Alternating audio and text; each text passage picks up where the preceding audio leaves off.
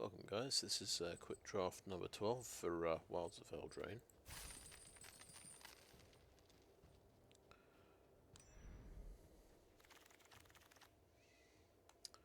Okay, let's see what we've got here. Leyline of the Void, and we have Song of Totentanz. So it's red and X, and you make X rat creatures. I'm just going to see, I do have one copy of this already. I'll go ahead and grab this.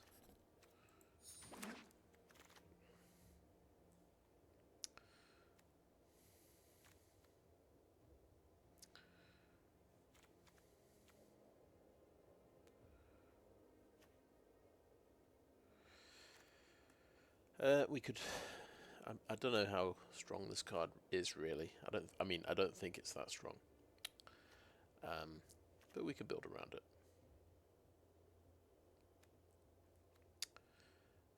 Embereth Veteran's just a good early creature. Welcome to Sweet Tooth is pretty good, but it means going into another colour. And then there's Edgewall Inn. Edgewall Inn's probably the most flexible. Lets me splash potentially other colours. There's Hamlet Glutton there, which is pretty good.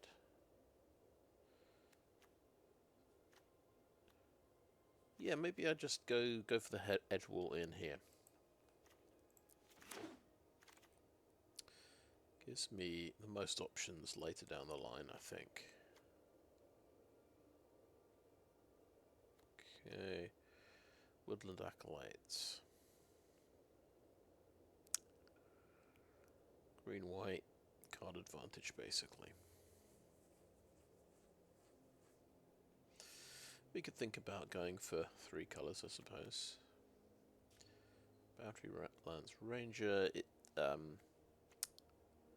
It's a different kind of deck than the rat deck. You want power 4 creatures.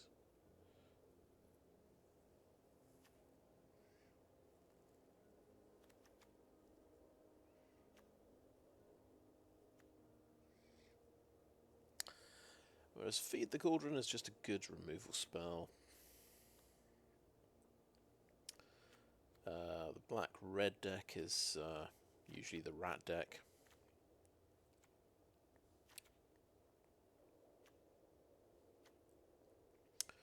I do like Woodland Acolyte, that does seem quite strong.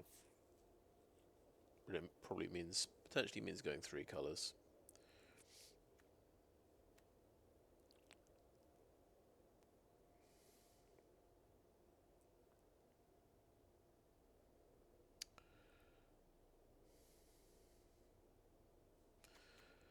I think let's take Feed the Cauldron, because my last deck I went red-white, go wide aggro. And let's give the red-black deck a chance, I think. It's reasonable to go for a removal spell. Impact Tremors. Well, there you go. That actually combos really well with Song of Totentanz. I don't think it's the best combo in the world. Johann Apprentice Sorcerer. I've seen a deck that used this with just lots of spells, which was pretty awesome. If I was very brave, I'd just grab this now and try to go red, black, blue.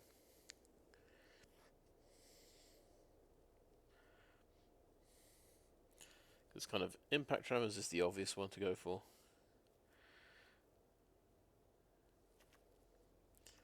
But it's kind of a brain dead combo with Song of Totentanz. It's not really. It's one that looks good, but it's probably not that good. We have a Frantic Firebolt there, which is a pretty big deal.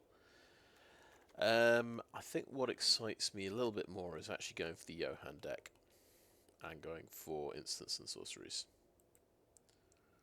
So let's give that a shot. I might be completely out of my mind, but let's see if we can make that work.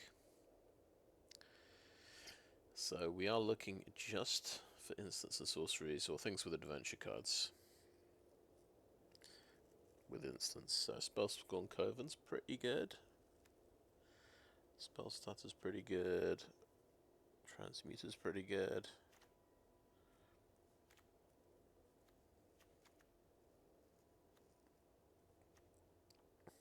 So you just want literally every card to have an instant or sorcery. I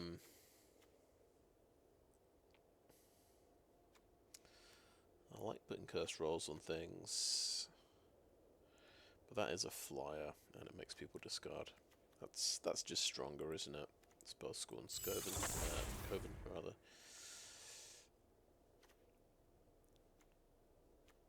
We're going to ignore some good cards, I think, to try and keep to our theme. So we go for Minecart Daredevil over the Tenacious Witch here, I think. Just because it has adventure.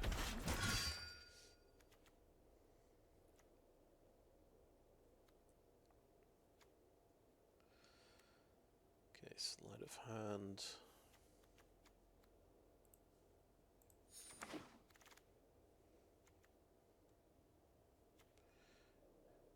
Does rely very seriously on drawing Johann to get all the things to work. Okay, we really like spells like Freeze in Place, I think, here. Because it scries for 2.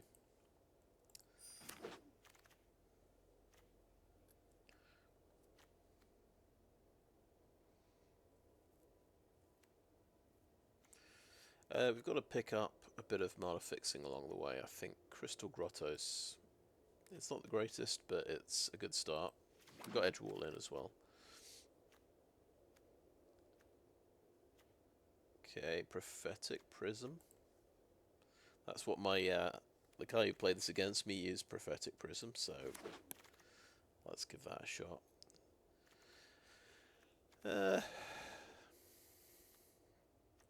So yeah, there's nothing here for the deck. That could be a filler creature, maybe.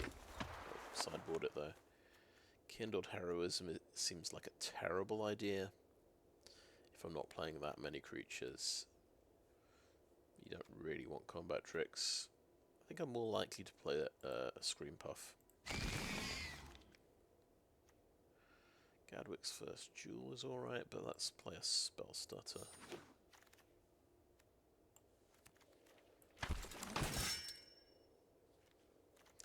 Oh wow, okay. Restless Cottage. That's a nice one. Was that seriously my first Restless Cottage? I think I must have got one in the in some other in the sort of Phantom Sealed, I think. Yeah. We might get green mana to make that let that attack, I suppose, if we're getting multiple things. So I think Callous Sell-Sword seems good.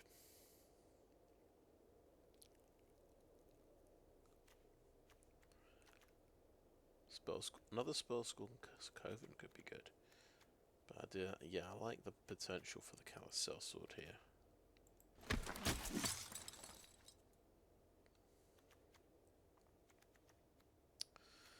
It looks a little bit like we might be splashing red at the moment, with sort of blue-black main colours.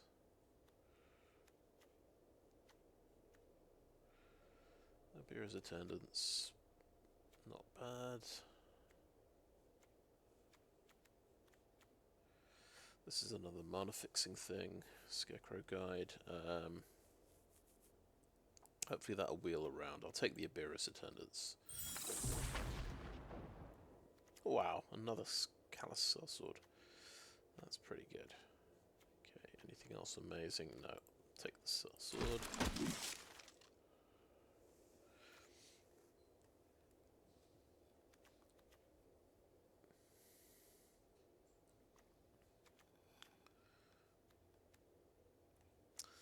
Cool, another Obyra's Attendants.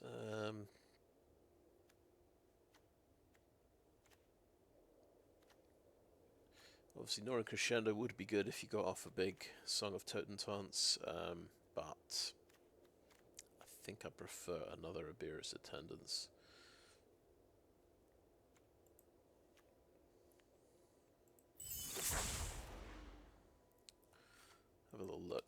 we're doing okay for 2-drops here. Beluna's Gatekeeper. That seems good.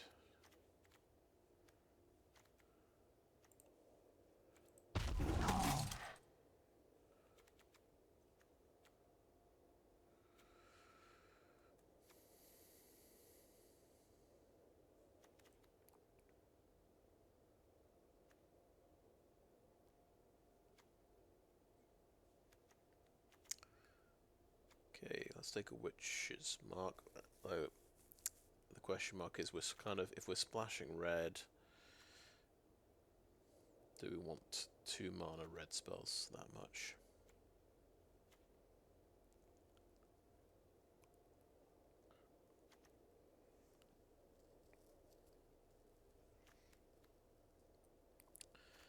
Maybe we want to take a big card draw spell in blue.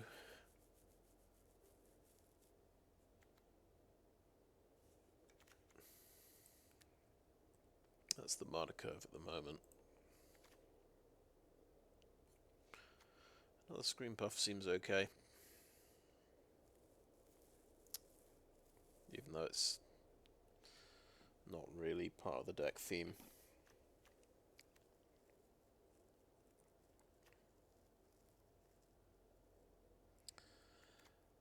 Okay, I think, yeah, let's do a Witch's Mark. Let's see if we can get away with that. I'm just trying to remember where.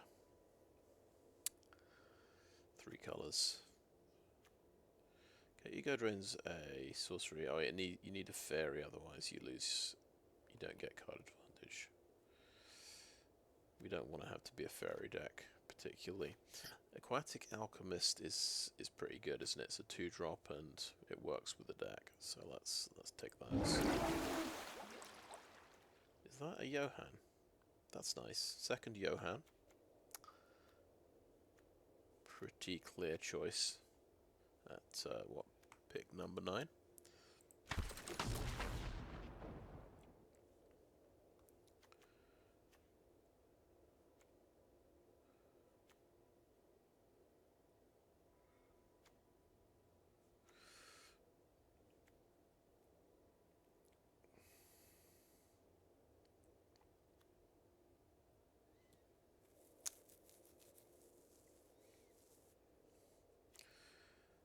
I'm not sure any of these cards are good for the deck, but Not Dead After All is an instant. It would be a good way to protect Johann if we had, 5 mana when we cast him.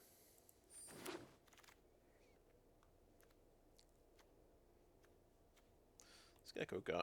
I did wheel around, so that's fine. Cool. Another Aquatic Alchemist. There's also Sugar Rush, which might be okay.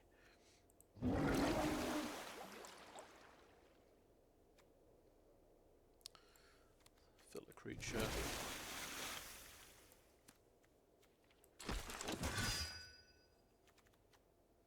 Oh my god, yes, we just got Gruff Triplets, which is the best creature available. Can we splash 3 green for this? Probably not. But we're taking it anyway. Never mind.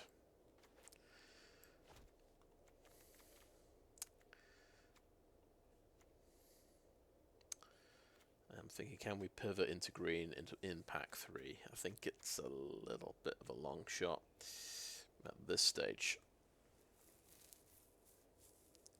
3 green. We pretty much have a deck here. I mean, we need a couple more cards. That's it. Got 3 land. We could keep taking Crystal Grottos, actually. Fell Horseman, that's got a sorcery on it, and it can bring back my Johann. Seems good. Dream Spoilers could be really good with my instants.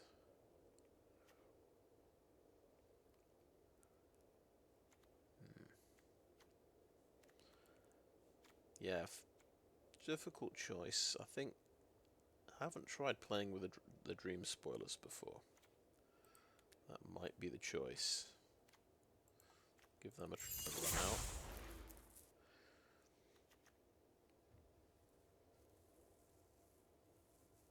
Ah, Picklock Prankster, you say.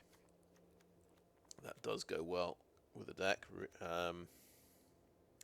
But there is a Fell Horseman, which maybe that's necessary. I'm just thinking in terms of recycling Johann here.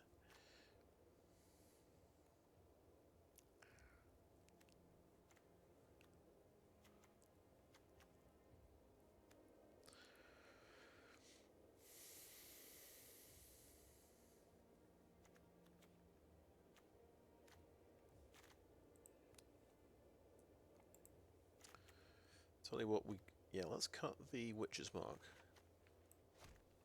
That's the only 2-drop red spell. We'll splash red.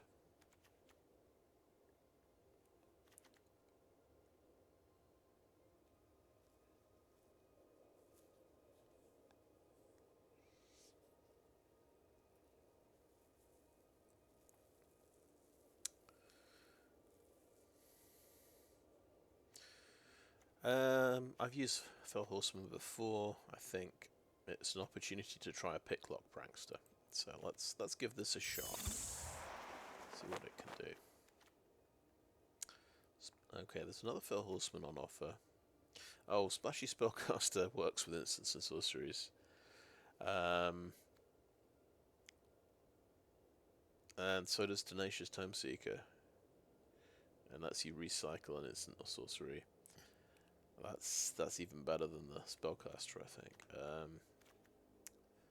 We just have to ignore the Fell Horseman again. Hope one of them wheels around. I want to take this Tomeseeker, definitely. Recycling spells is pretty good. That's definitely what you want to be doing. We have Conceited Witch here with a sorcery. That's a pretty good card. I think that's definitely fine. We should have a little look at the deck here. Yeah, we've got a lot of 2-drops at the moment. And I think we should start with cutting a card somewhere. I think Scream Puff doesn't have an adventure, so that's an obvious cut to make. There is indeed a Fell Horseman. There's a Curiosity here, which goes well on a cheap flyer like a Picklock Prankster. Oh no, it's given me another Tenacious Tomeseeker. How much do we actually have to bargain, though? That's what I'm thinking. Got to be artifact, enchantment, or token. You usually want something that's making a lot of tokens for that to really do anything. I don't think we're making tokens in huge amounts, to be brutally honest.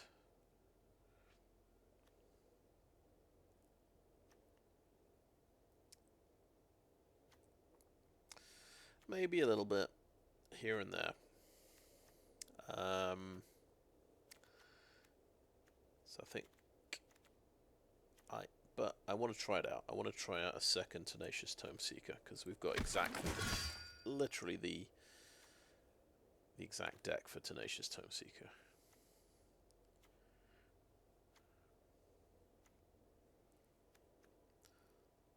Alright, Spell Stutter, another Prophetic Prism.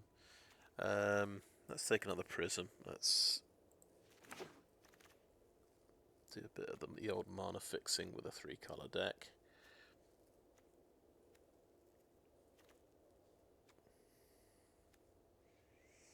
Okay, I'm not going to use a combat trick. I think Snowbuster Sprite's quite good. I'll just sideboard it though.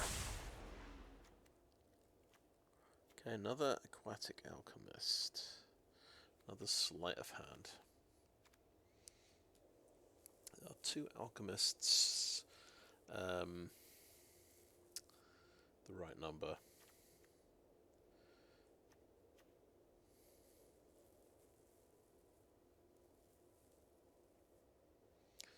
Or 2 Sleight of Hands.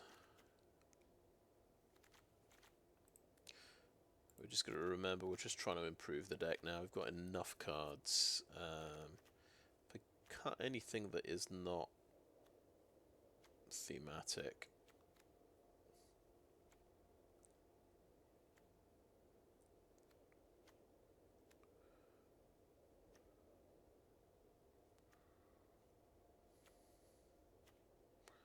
I think everything's thematic, right? Look at the mana curve. We probably need to drop a 2-drop. That's probably 10 is probably too many. Is it going to be the Spell Stutter? It's usually the Spell Stutter, which is probably wrong, but I'm going to do it.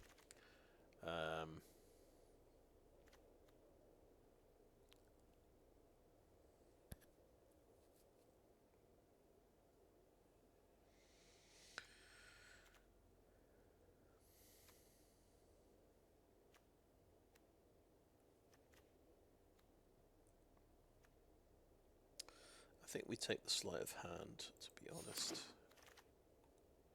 There's a Fell Horseman that's made it around. Okay, I'm just definitely taking this one.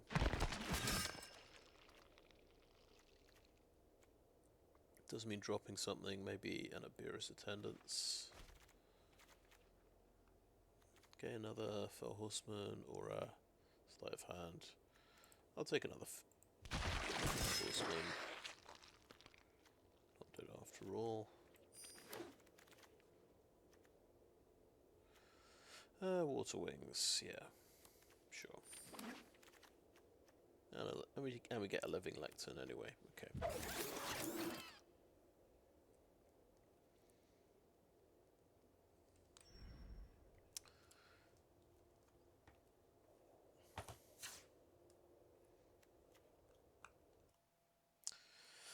Okay, so I've kind of recreated a deck that recently beat me, which was 3 colours with Johann and lots of instants and sorceries. We'll see how this works out. Maybe we've got to make 3 cuts. I think we cut 1 Fell Horseman to start with.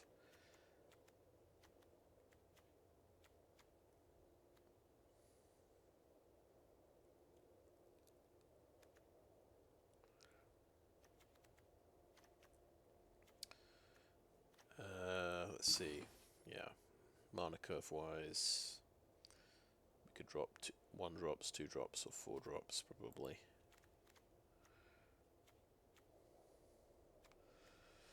But I like my 4 drops.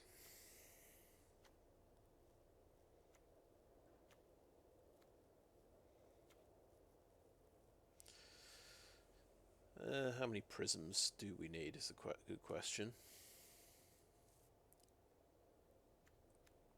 Maybe we can cut 1. Maybe we cut Not Dead after all, because we got Fell Horseman to bring things back. Maybe we want the 2 Sleight of Hands for a bit of consistency with the 3 colours. To be honest, we don't have much red in the deck. Maybe we should cut Minecart Daredevil, actually. Just so there's not too many red cards. It can be a splash colour.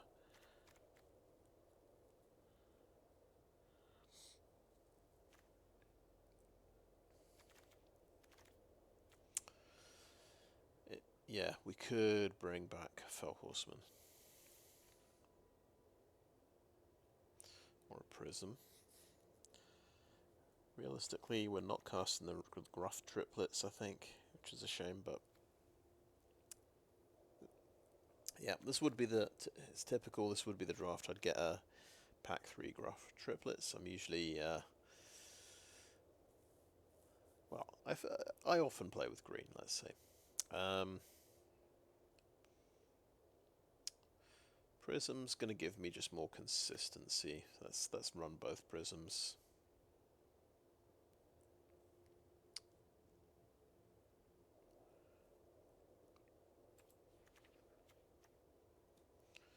Is there anything here I'm desperately sad about leaving out?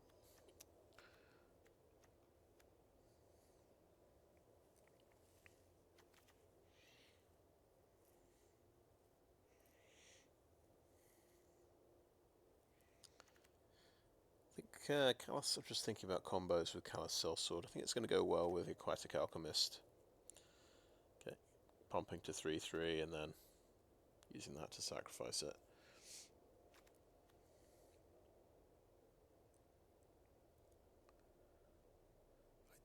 I think we're going to struggle to find fodder for Tenacious Tomeseeker.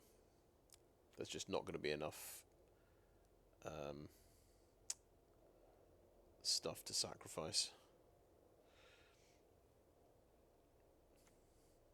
But we'll see. We'll try playing 2 of them.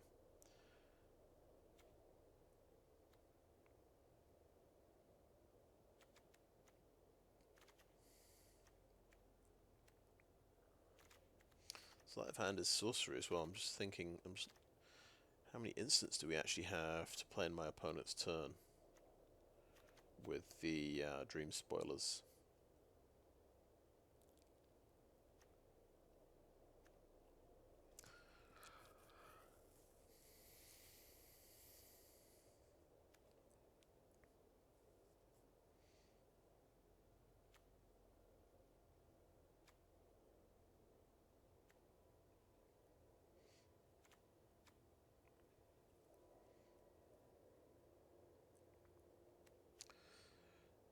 Right, in terms of our mana fixing, we've got 2 sort of bonus lands that can be any colour. In Crystal Grotto, you've got the Grotto tax there. You get to pay 1 extra mana, but means we've basically got 5 red sources, 7 black with a Restless Cottage, and 9 blue.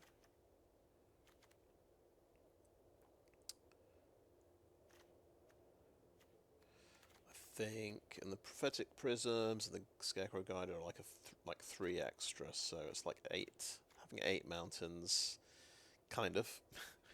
I think I want to drop 1 mountain and add 1 swamp. That's my, that's what I reckon. Because we've got 3 red spells. That's my feeling. Anyway, that's sort of a first pass at a deck. I'll have a think about this. I'll call that end of part 1. Thanks for watching so far. Okay, I've just kept the same deck. I think yeah, I'm happy to give this a shot and just go for it. Come what may. I'm not super confident in this one. I feel like I have no removal cards. I just didn't find any removal. So I'm going to struggle, but you know, come what may. If it's a 0/3, it's a 0/3. It's fine. At least I got a shot at playing a Johann deck.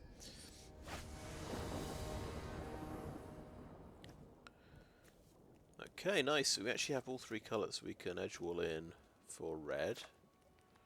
We have a Song of Totentanz. We can make some rats at some point. Yeah, happy with that. Going second as usual. I'd say as usual, but it does feel like I go second a lot in draft.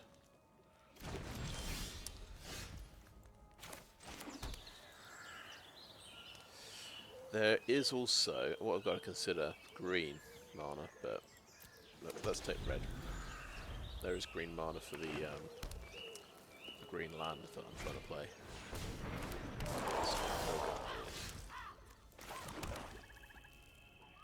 Yeah, I didn't play the island, did I? So I can't play the Alchemist. I'll have to play Prophetic Prism. Never mind.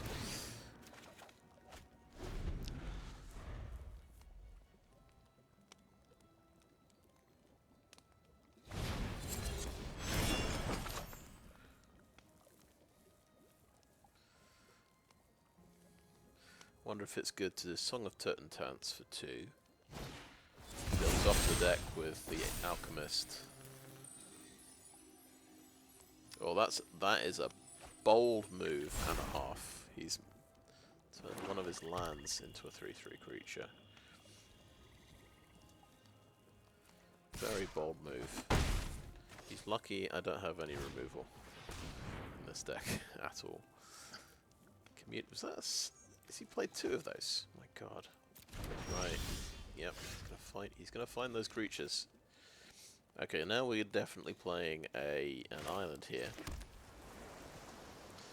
The rats you make do not, unfortunately, help you very much with blocking. I don't have any cheap 1 mana instants. Oh no, it's one of these guys. So the alchemist could sort of persuade the guide not to attack. I think I'll play a Scarecrow guide, trade with his guide. That might be the way to go.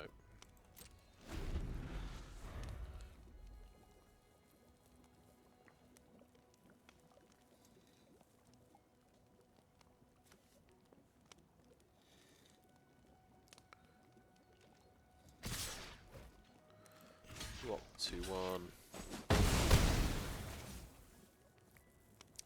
Yeah, sometimes an early 3/3 is just very difficult to deal with.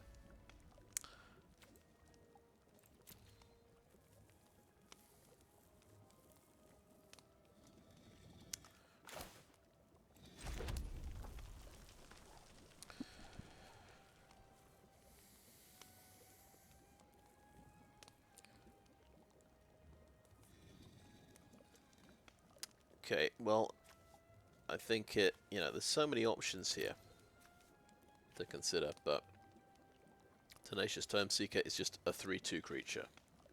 He can trade with the forest. That's just the practical decision here.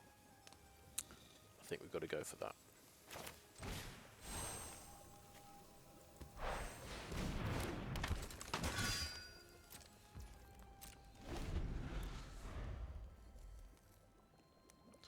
But first time I've seen someone using Commune with Nature, I just discarded this. I thought, well, it doesn't look for a land. What good is it? I expect these 1 mana cards that look at the top of your library to find a land. So they add consistency to your deck.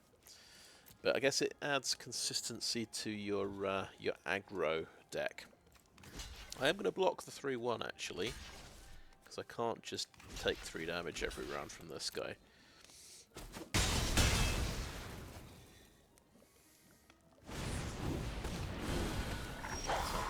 For another creature.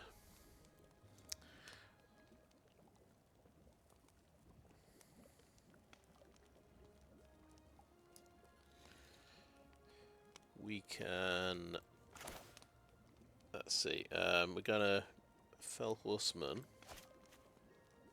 to bring back the Tomeseeker.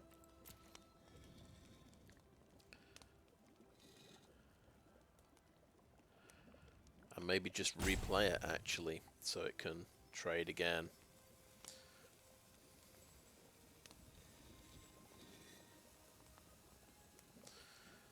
Might be the best policy. Yeah, let's do that. Bring back Tomeseeker. Not what I envisioned I would be doing with my Tenacious Tomeseeker, but yeah, desperate times call for desperate measures. Now, what did he do with it? Did he not have a food token? Oh, he must have sacrificed it to bargain. Yeah, with the Brave of the Wilds. Right, that's what he did. Okay. Block again. Trade again. Okay. There's one thing, he has missed land drops. He's playing that, and he's getting that back. Okay. That's fair. Okay, Feed the Cauldron kills this guy, which is good.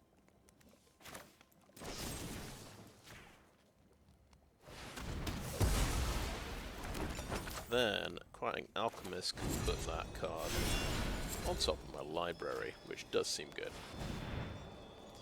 Kills next creature.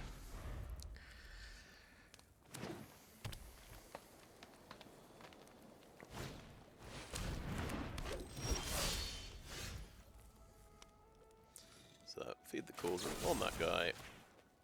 Get another food token. Play an Aquatic Alchemist. Next. So we got to do something. We've got to do one of our adventure cards there and recycle a spell. So that feels pretty good.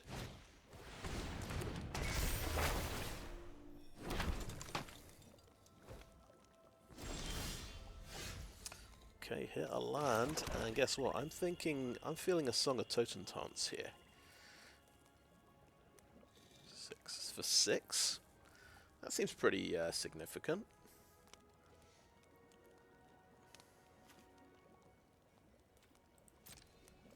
Oh, what am I doing? I'm attacking before I cast my spell. No, should have cast the Song of Totentanz first. Get through with 3 damage. I'll tell you what, to make myself feel less silly, I'm going to play a Fell Horseman. That's it, and pretend that's what I intended to do all along.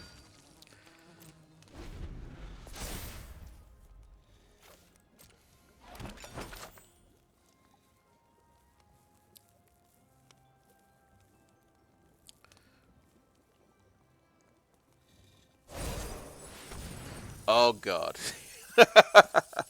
Yeah, literally the worst thing. He's made me discard 2 cards, so I lose the Song of Totentanz. Never mind, we don't get to see that happen. Never mind. Well, let's remind ourselves we have an Edgewall Inn, so we can get a card with adventure back from the graveyard. Which is not a Tenacious Tomeseeker. But that is an absolute classic moment there. Never mind. That's all because I felt bad about timing my spells wrong the previous turn. I still could have had my my 6 rats. But there you go. What are we thinking about here? We're thinking about sacrificing to get back an adventure card. We don't have an adventure card in the graveyard at the moment. So we will attack with the Horseman. This costs us yeah, we can afford to do that. Okay. So this thing gets bumped up.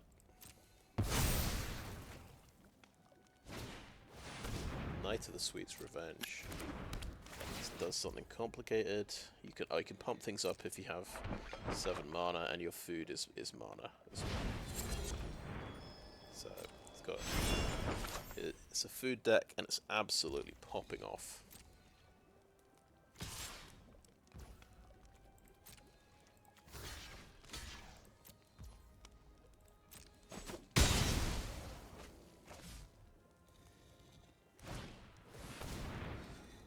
A Red Tooth Vanguard again.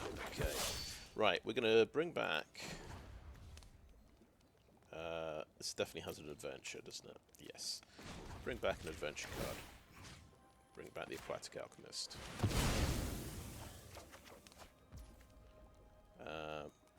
That is a sorcery speed effect, isn't it? Okay, good.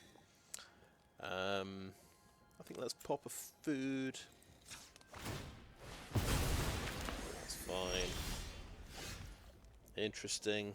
We can actually use Restless Cottage because we've got the feed. Can make that produce green mana. Okay, I think I will attack with the Horseman.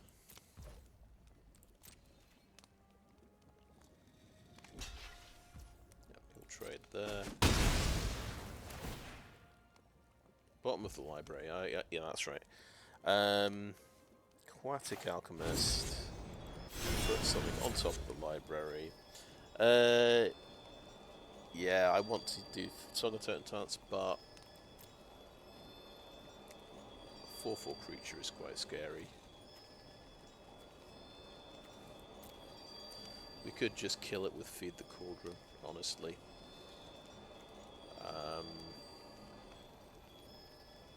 quickly do we kill him with 6 rats?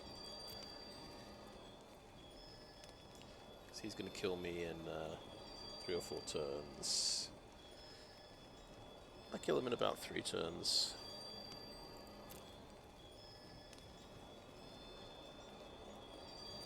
You know what, let's go for it. Let's go for the Song of Totentanz.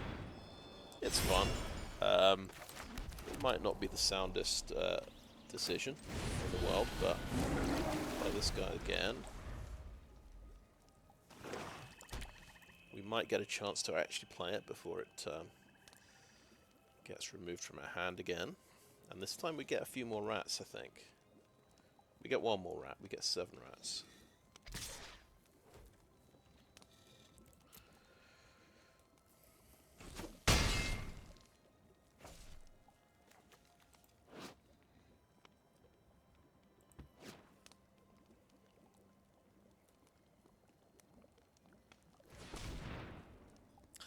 He does have a lot of mana, so he could, I wonder if he can put out lethal.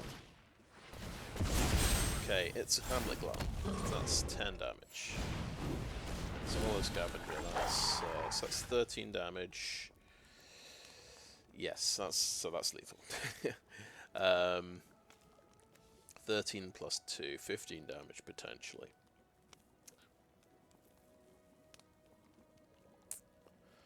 Anyway, let's play an island. Let's play a bunch of rats that can't block. So we might live for another turn.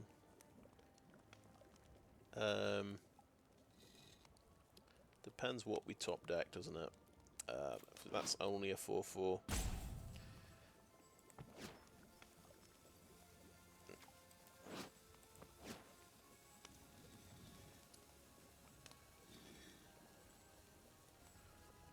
Song of Totentanz is I've had it before, and I swear it's a curse. This card, it does not lead to good outcomes. I'm going to do it for maximum because that's what I'm here to do.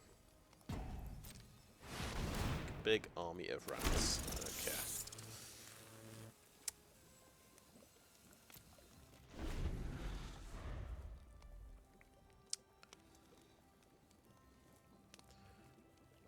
Block the 4/4, take 11 damage, looks like.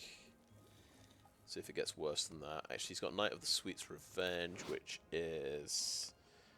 yeah, +X is the number of foods you've got. So he's going to kill that, fair enough.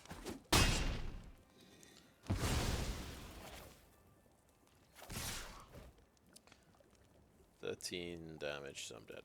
Okay. Card.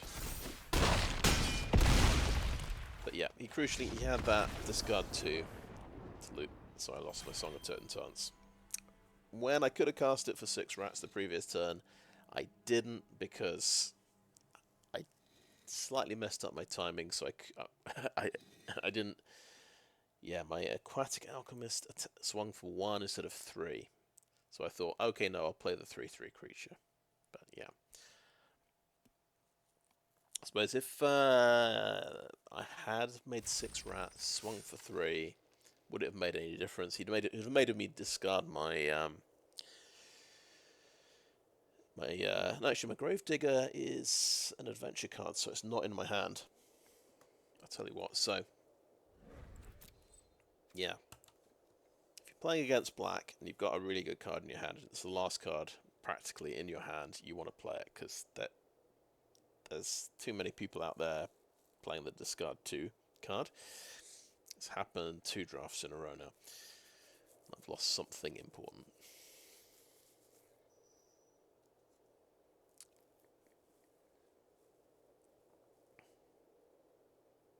But yeah, poetic justice for not playing my Song of Totentanz when I should have done.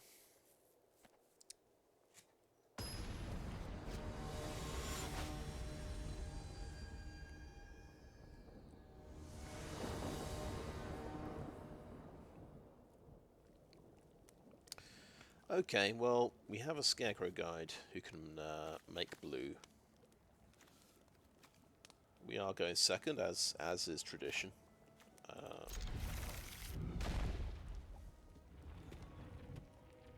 We've got our removal spell. We sort of got the one out and out removal spell in the that we have in the deck. Restless Cottage, nice. Okay, let's start with that. Let's see, I mean the Scarecrow guide kind of has to survive here. Let's see. We'll see. Counterspelled.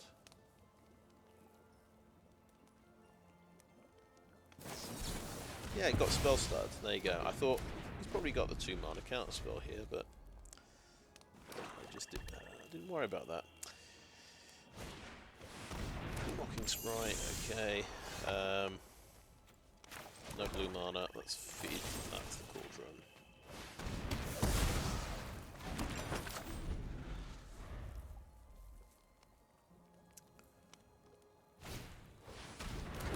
All my kind of fixing cards and card draw are in blue as well, so it's a bit of a disaster. Okay, now you've got Curiosity, I see.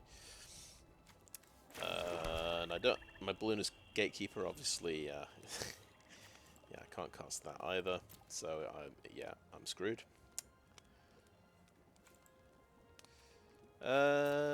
We can bring the guide back. Play it, see if it gets killed again.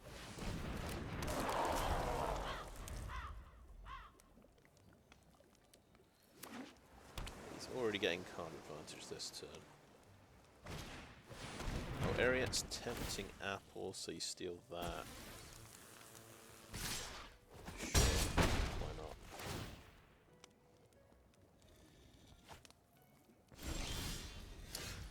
not? Okie doke, right. We get blue mana. We get to use blue mana this turn, lucky us. Right. Can only activate this once a turn, so yeah, we do the bounce.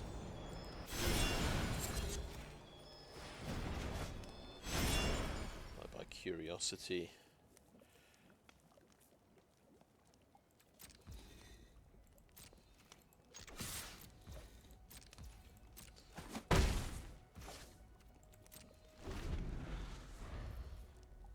And we can't.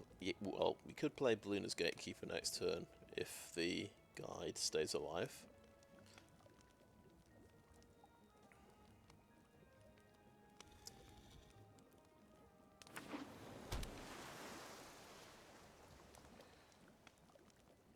This thing does, yeah, makes it just alive. Okay, big fly, sure.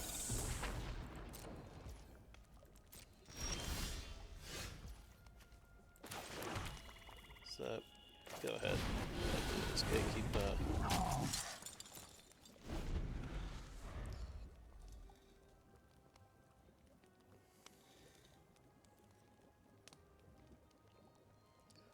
So this, of course, survives Feed the Cauldron.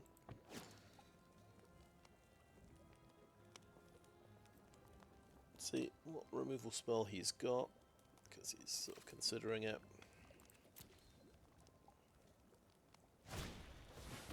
Snare Master Sprite, okay.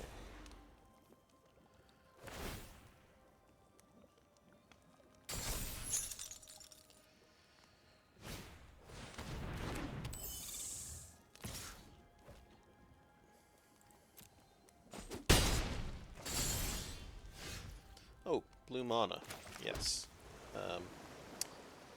It's handy, right.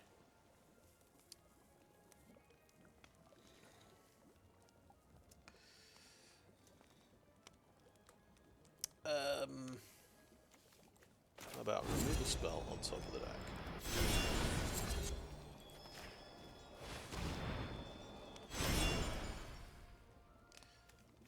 Sleight of Hand, we can draw it.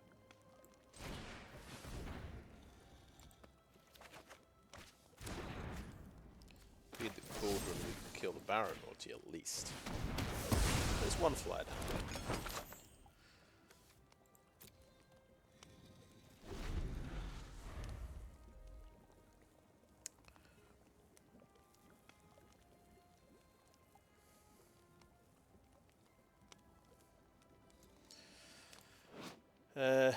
Spending 5 mana effectively to attack with Restless Cottage could be good. Get to exile a card from the graveyard as well when you attack, so that's something to remember. Also put another 4 power on the board with these two guys.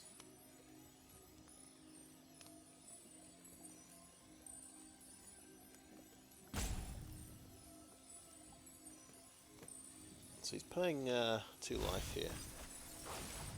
So, oh, he believes in these apples then. Interesting. Lot of deck manipulation going on here, gotta say.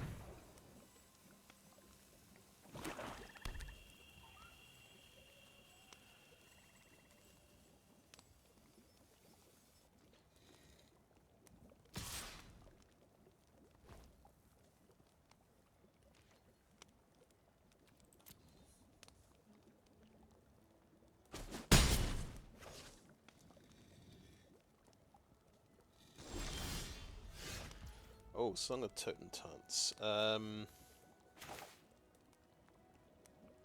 He's playing black. He might make me discard it again. You shouldn't base your decisions, obviously, on the horrible thing that happened in the previous game, but I'm very, very tempted to cast it. And he's playing counter spells, and he won't be able to counterspell it. I think I attack the Gatekeeper here.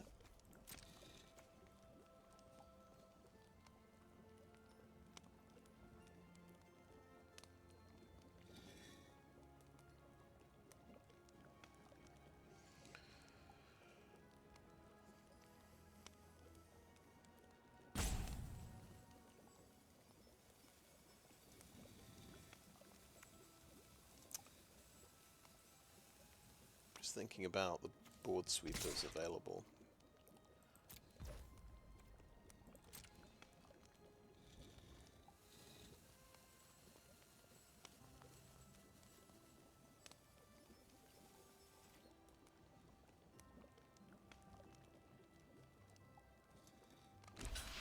I am thinking about playing the Alchemist first this turn, Alchemist and Horseman, and then next turn the Alchemist will get the boost, you see. Okay, well, he's got all the tricks. Very nice. It comes back. He doesn't pay 2 mana to tap something down. Never mind. Okay. 7-point Song of Totentanz. Here we go.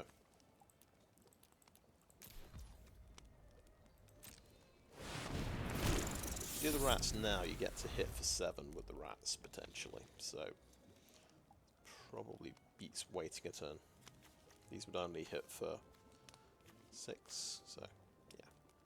It's marginal.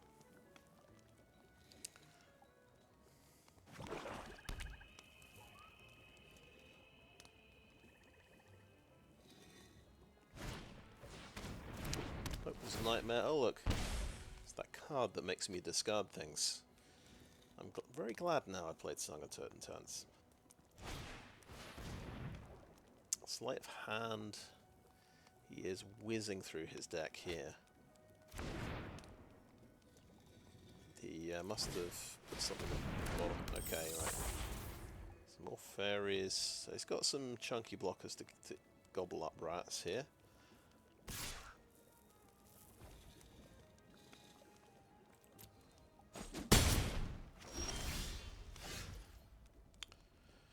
Okay, freeze in place.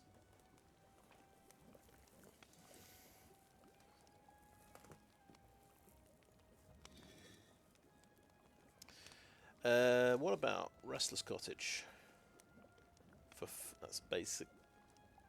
Attacking with that is basically 5 mana. So then we have 2 mana for freeze in place. And we attack with everything. If he blocks my biggest thing, it's still 13 damage. He swings back for 5 next turn. Yeah, I'm quite low on health, I notice.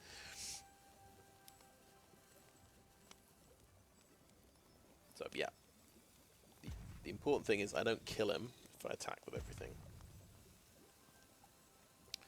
Okay, I'm going to attack with Restless Cottage, just decided, whilst I can.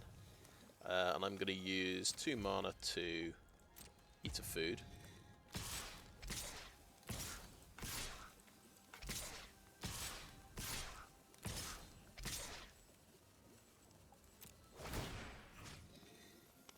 And gobble up something from the graveyard. What's a thing he can bring back and annoy me with?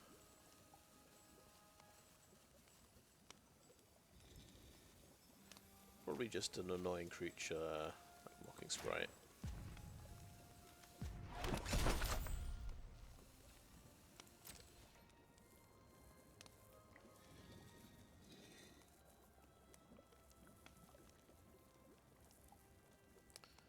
So that's 17 damage. He's got a... He just blocks a couple of rats. He's still alive, but he could be thinking about a combat trick I've got in my hand. Oh yeah, that's wicked, isn't it? So I'm taking an extra point. So he's got lethal here. Well, yeah, he's got lethal. If I don't eat the food.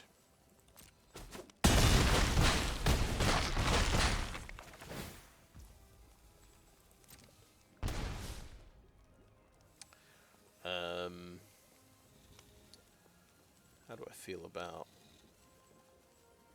Well, I can block with a reach creature as well. Let's end the turn. And because I've got blue mana now anyway, so I should be okay.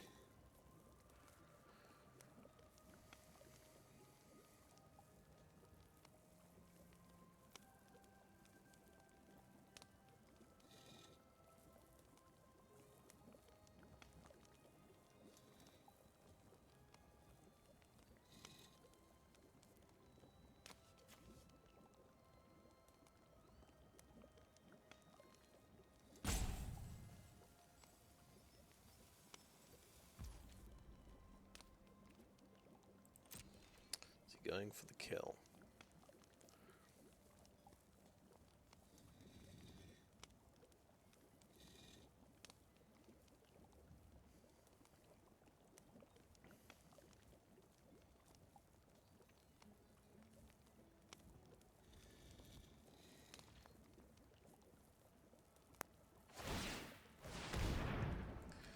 Okay, that's 5 for 2.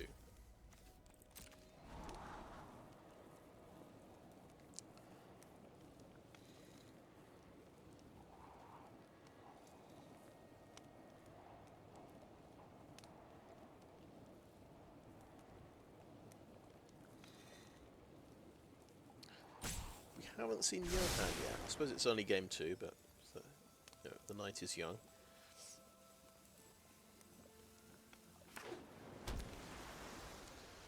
Okay, I'm gonna eat a food.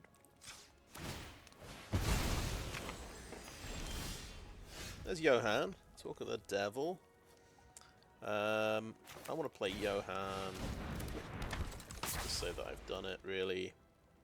Oh, beautiful, okay. Yeah, we've got to do this, right. 6 damage to the face. That's how that works? Yes. Haha! Because first sighting of Callous Sell-Sword as well. So that also confirms. I was pretty sure it worked, but yeah, you can cast adventure spells that are on creatures off the top with Johann. That was a cool finish. That was nice. Right, and the Song of Totentanz has redeemed itself.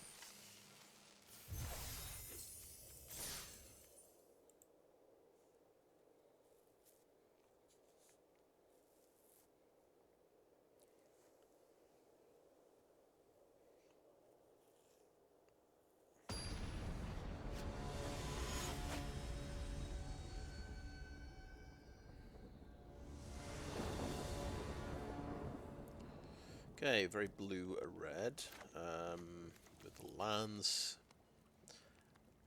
Okay, Picklock Prankster. What can that do? It can bring back instant sorcery or fairy from mill cards.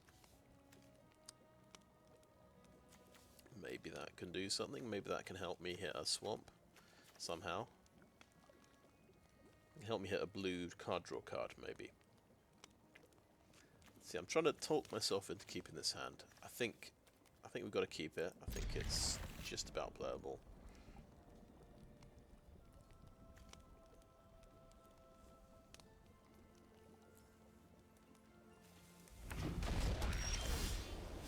Ah, well, there you go. Prophetic Prism.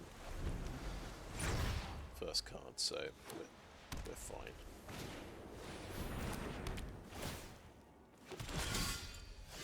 Okay.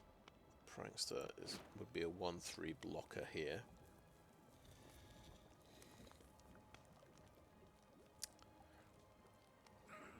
I'm just gonna use the Prankster as a 1/3 blocker to slow down the damage coming in.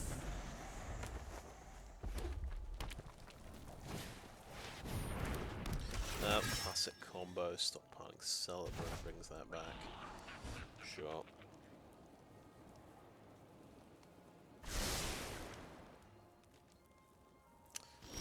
Let's see, we don't really have a 3-drop, so that means we can play the Restless Cottage now, and Prophetic Prism. This guy has Vigilance, I just realised, so start hitting for 1. And there's Johann. 2 games in a row, nice. Block 2/2 and hope for the best.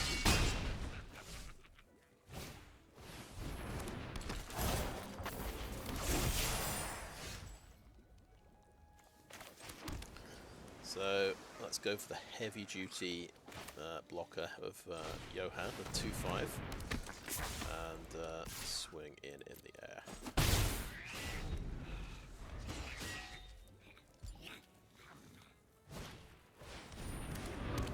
He's got a prism as well. What's he splashing for? Ah, Frostbridge Guard. He's got splashing for blue. Okay, fair enough. Not attacking at all. Okay. Right. There's a mountain. Off the top we have Feed the Cauldron. Obviously Frostbridge Guard can tap down stuff. It can tap down my big blocker. It's all about my big blocker at the moment. I think, yeah, Feed the Cauldron on the guard. Seems good.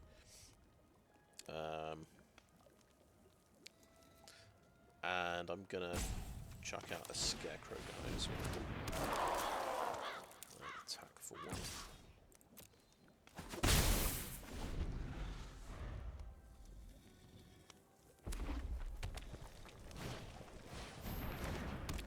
Vigil is back. Hilda, oh god, oh yuck. So he's kind of got to, he's got to top deck some tapping things, and then he wins basically because he makes a 4/4.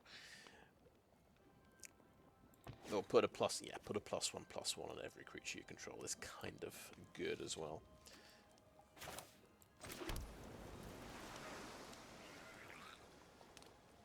If we had a 4-power creature, we could nuke it, sacrifice it, and nuke Hilda. But we're pretty short on 4-power creatures in this deck. Apart from, we do have Restless Cottage.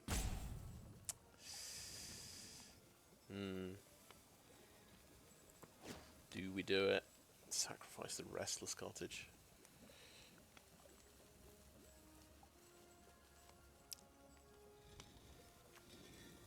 Maybe take out his best card and stop him, you know, drawing another Frostbridge Guard. Let's just check. You leave 1 red.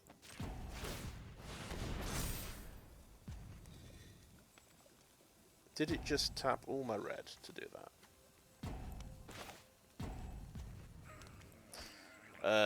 I'm confused. I'm confused how much...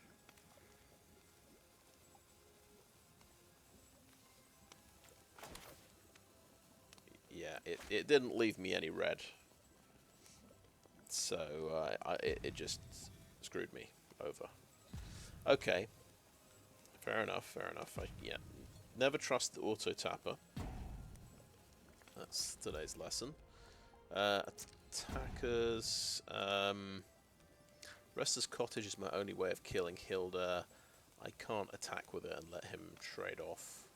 So just attack with one.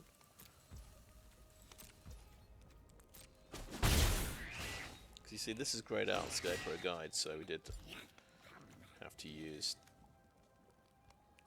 green and black, of course. Ah, no, I'm silly. I'm silly. We still don't have a swamp. So yeah, we did have to do that in order to get that to work. I think I leave it there and right. So we've got 2 mana open. We can sacrifice a food, so it's all right.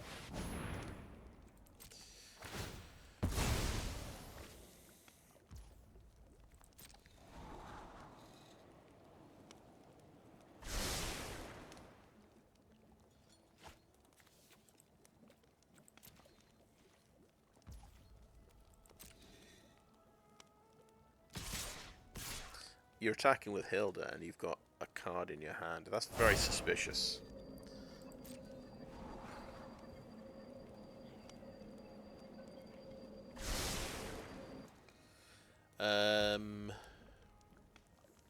My feeling is throw everything in front of Hilda.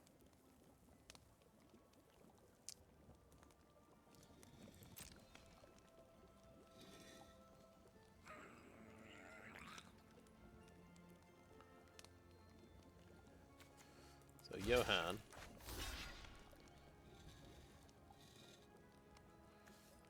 Johann and Scarecrow Guide. How about Johann and a pick? No, that doesn't work. It has to be Johann and Scarecrow Guide. And we take 6 damage. It's just, I feel like you should do the Prankster as well, just to make sure Hilda dies.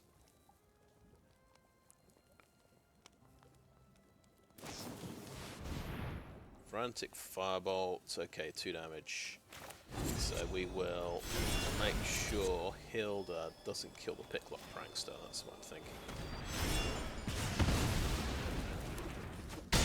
We take 6, but there you go. That's bound to happen. Right. So, oh, this gets interesting now. So, Aquatic Alchemist, you can pop Feed the Cauldron on top, right? From here. It's pretty cool, yeah. And then, if you got roll, yeah, let's Feed the Cauldron. Can I only do that once a turn? Once each turn, yeah. Alright, fair enough.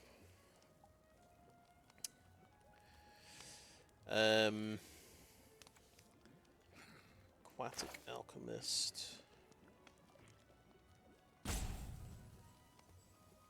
Yeah. Aquatic Alchemist comes out.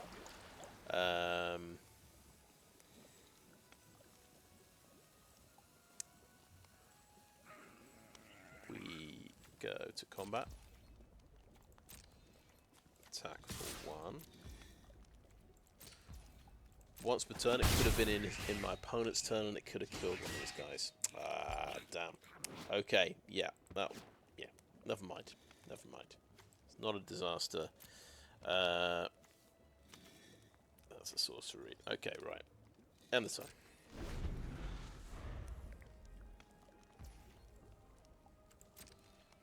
Let's see what he goes for. This time, attacks with everything. Okay, just the full aggro. Blowout.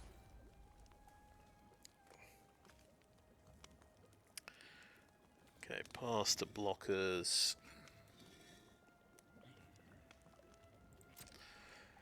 Right, we'll try and just take a favourable block there. We're taking 10 damage. Let's reduce it to 6 damage, like that. And fingers crossed he doesn't have something amazing.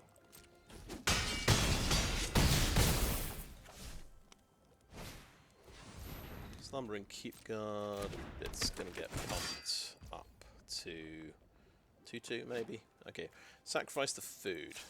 We're getting very low on hit points.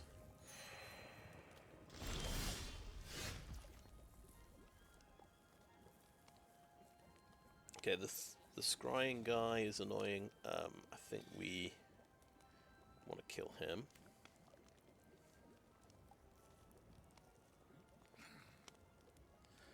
At instant speed. Do we want to kill him as instant speed? What? Yeah,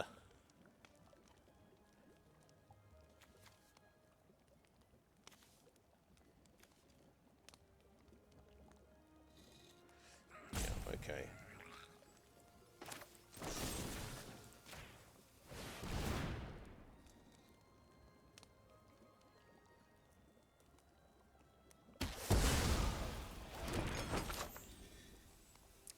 There's a food token. He's a 3/3 now. Do we pop that back on top? No, it seems risky. Okay,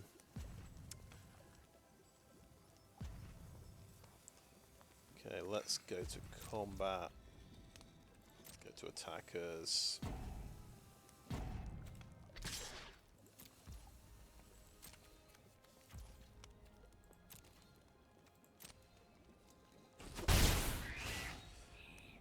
I'm thinking, do I want a Fell Horseman just to get a creature back with my 2 mana?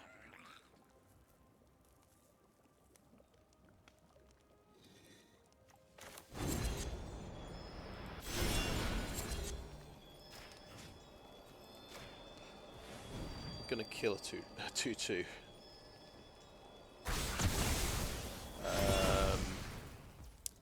Then I'm going to play a Callous Sell-Sword.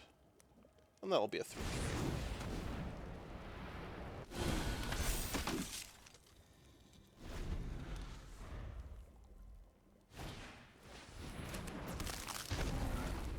It's going to have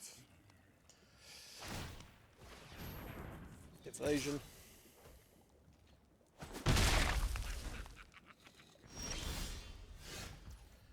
Edgewall Inn, right. Interesting, we can tap down Hilda. Or something more significant. No, well, Hilda's pretty significant.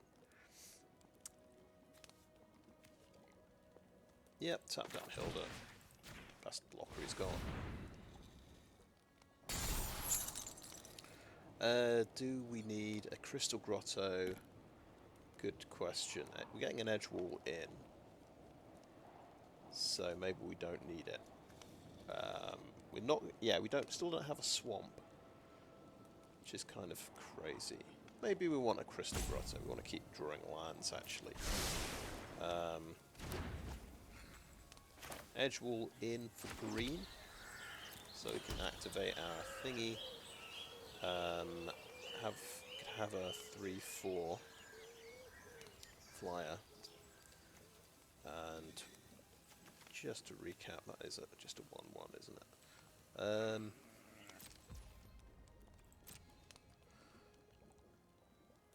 Let's attack with these 2 this time.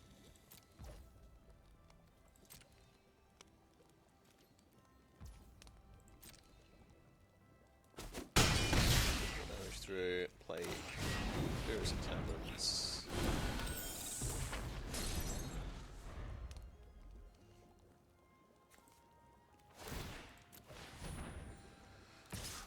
Damage through, yeah, okay.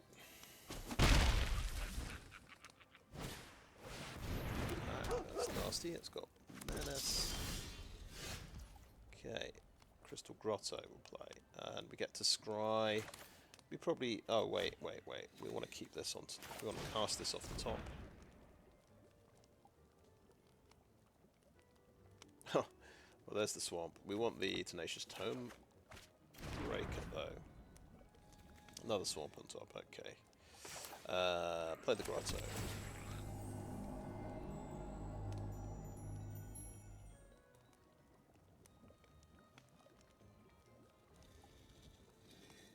think I want to keep drawing land. I think I want to keep the swamp on top.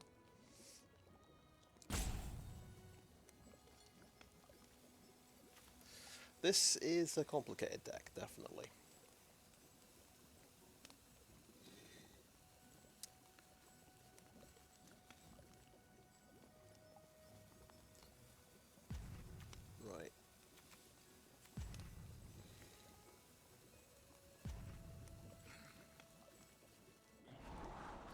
Right. Draw the land, I think. Prophetic Prism, can we sacrifice the prism now? Is what I'm thinking. I want to keep the food because I need those life points. Yeah, got green, black, drawing black next turn.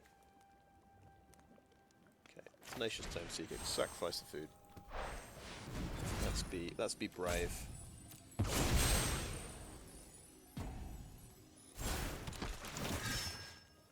Bring back Feed the Cauldron because we're getting food back. And we can attack with the flyers, I say.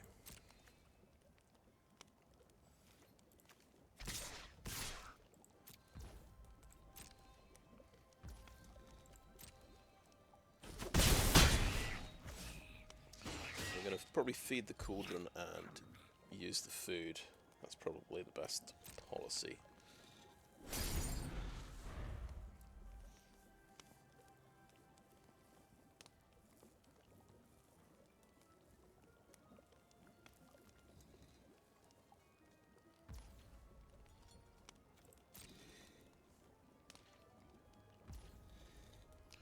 Okay, not attacking. We feed the cauldron on something significant. Let's do a 2/2.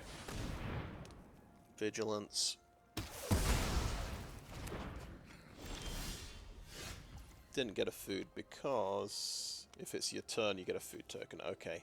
One day I will read these cards.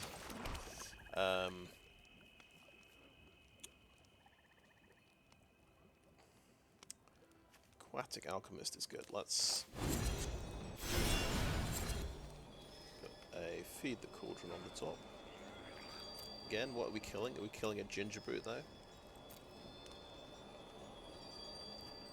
I think let's do a freeze in place for a change. Let's freeze you in place for a bit because a 3/3 menace is quite scary. Okay, we don't need that island. That just extra stuff can draw us an extra card. And we can play you. Extra blocker, and we can attack with the flyers. That's 4. He's got a card in hand. He's got 2 blockers. We're going to be super safe and attack like that. End the turn.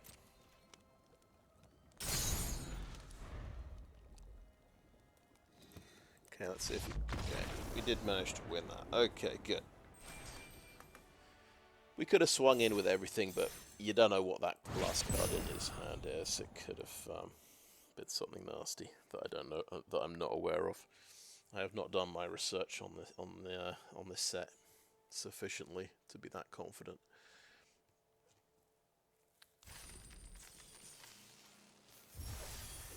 Okay, deck definitely working really well there. That felt strong.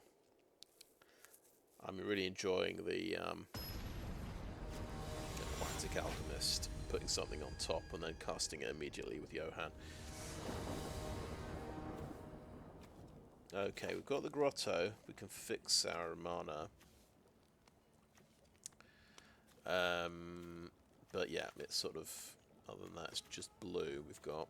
I think, we're going second as usual.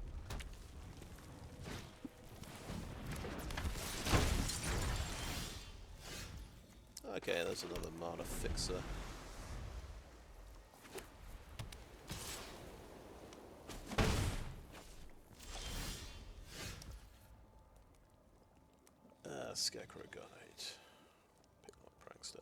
We didn't... Okay, he might be doing something at flash speed, I suppose. Let's play Crystal Grotto here, try and get close to the next land. Whatever it will be. Yeah, we have to say goodbye to that, but that's fine. It's just going to slow us down. It actually costs... Right now, that's costing us 5 mana. I think it's Scarecrow Guide here. We're not going to block with it.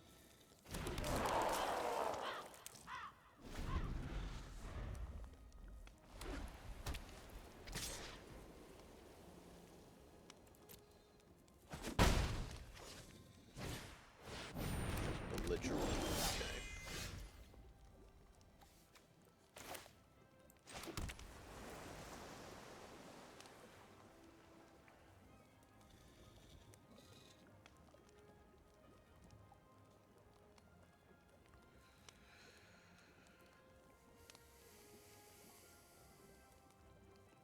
Okay, Conceited Witch. We're going to spend 2 mana to make this a 3/2, just so that it can trade off. Doesn't seem a great move, but we could. Well, we could do. We could do that. We could just play a 1/3 blocker and accept we're taking 3 damage.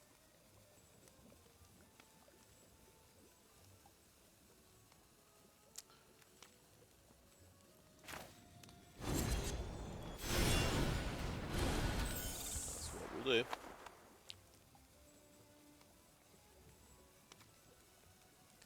And you know what? Actually, we can wicked roll, still wicked roll the Scarecrow Guide because he can make a mana as well. So no attacks. What does this thing do? It +1 and menace. Okay, let's see if he probably triggers that this time.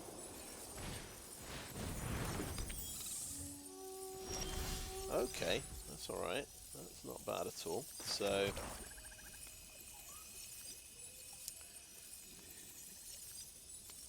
doing okay.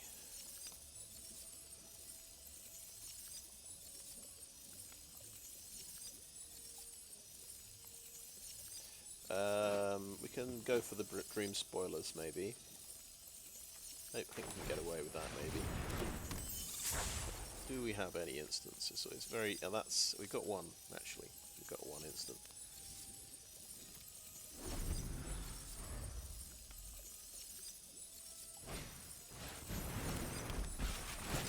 Anything going back? Yeah, that guy.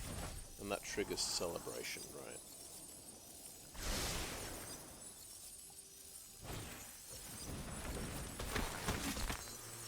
And you can give something... yeah, of course you give that one menace. That's fair, okay. But I've got reach. We only need to do it 3 damage. Pranksters, I think, and Scarecrow block it. And we've got 5 toughness, so we only lose one of those, in theory, I think.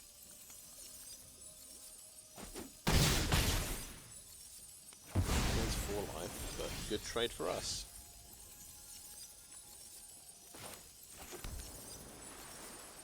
And we have the dream spoilers sort of up and running, which is pretty good. I think we want to be able to cast this Desperate Parry in his turn, so we'll play Conceited Witch. I think we can just swing with the flyer.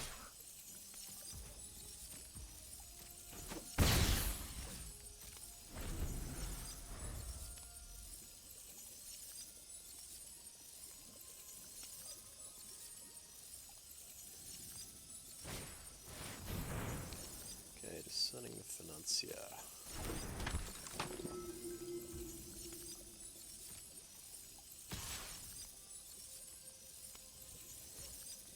Attack with that one, okay. That's getting a torch of the tower. Alright. We will... I've got Obyra's Attendants on Belligerents. And they're also going to get -1/-1, right?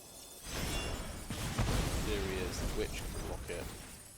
It doesn't have Menace. And I kill it.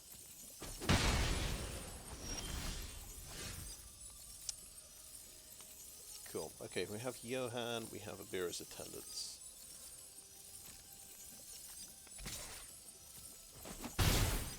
I'll go for the Attendants first, actually. 3-4 is quite a nice blocker. Okay, that's the removal spell. Takes out Obyra, fair enough. One less removal for Johann, is what I'm thinking. I think we're happy to take that trade.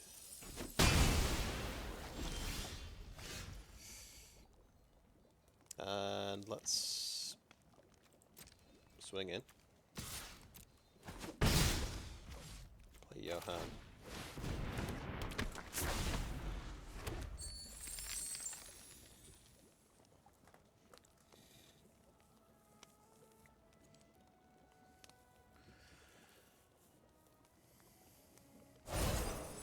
Twisted Felty, Fealty.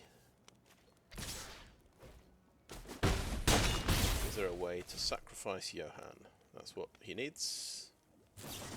He does. Stroke of midnight. Yeah, it's a destroy his own thing spell. How did he afford all of that? I'm just kind of curious. 6 mana, it should be.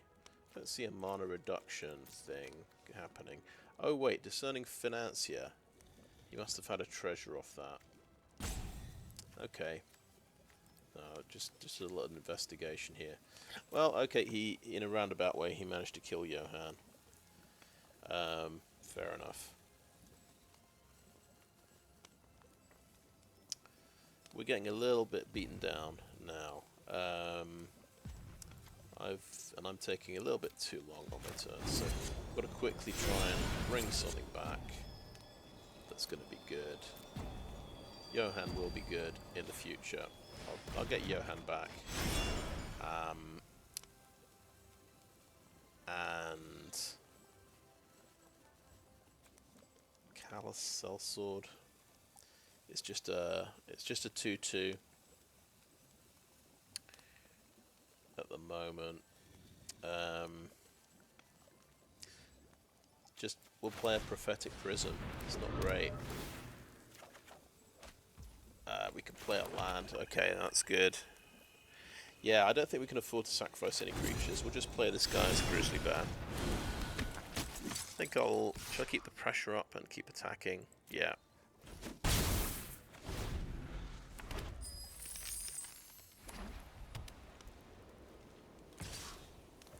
Okay, take 3.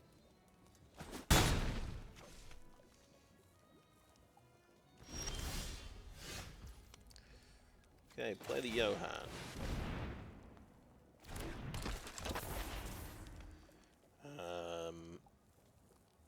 And Sleight of Hand is... no, it's a sorcery. Oh, it always catches me out. I think it must be an instant. No. I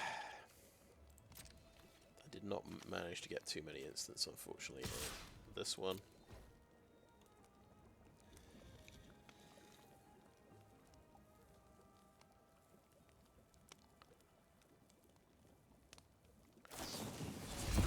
Torch the tower. Okay, sure, that as well. Sleight of Hand.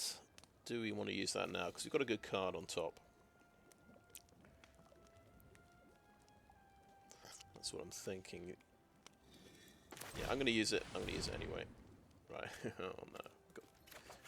Lose one of them. But then we get... okay, we get down to the removal spell, which will kill the Financier. Oh, that's a scary prospect, the Courtier. Okay. We have a backup Johann. That's good. That is good news. Okay. Feed the Cauldron. It's good news. We've got 6 mana. We want to use that sorcery, don't we?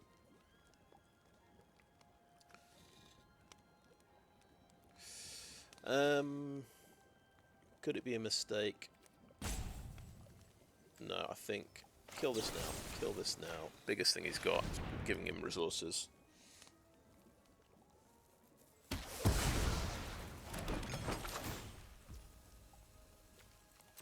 Big point. And do nothing. I think no attacks. I might even eat that food just to keep me above the danger zone.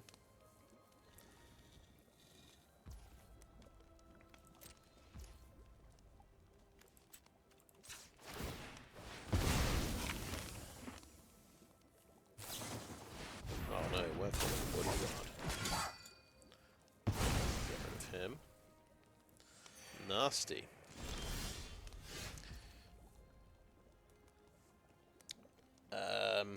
But we've got... He can... Of course he can sacrifice it, but... I do love this move. Bubble off.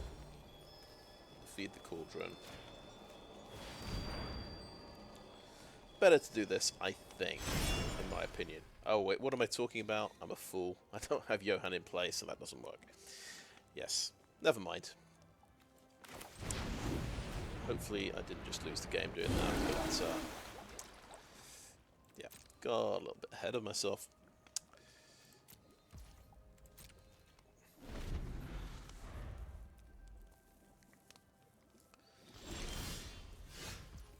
Okay, feed the Cauldron on the Werefox Bodyguard, please.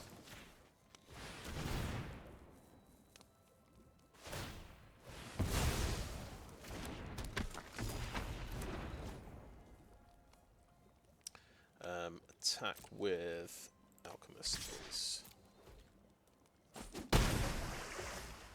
And end turn.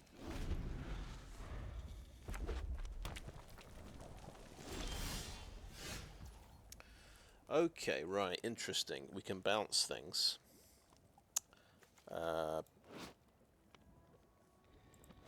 So, I say we bounce the token. Seems like a good idea.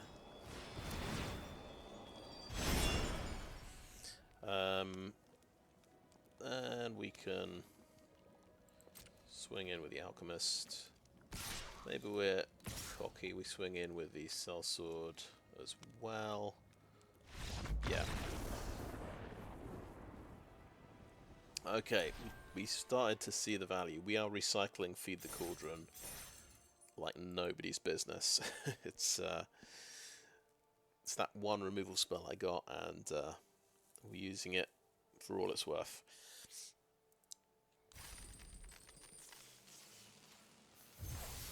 I think that is 3 wins, so that is... we're guaranteed at least 50-50, which is nice. Okay, this is turning out okay. I didn't have high hopes for this. I thought maybe I'd built the deck wrong. Didn't get the right cards, but it's doing stuff. It's always on a knife edge trying to stabilize the game against the aggro decks.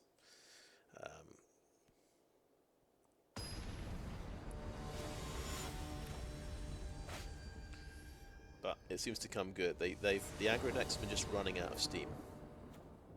It's like all of a sudden, from nowhere, I seem... oh, it looks like I'm actually winning.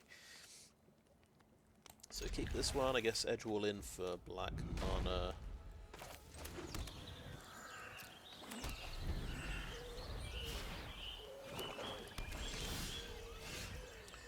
And then we want a scary 2-drop. Let's play Aquatic Alchemist.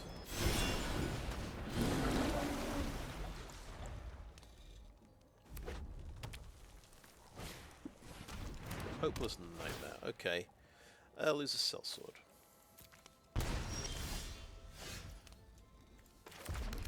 And we could hold up...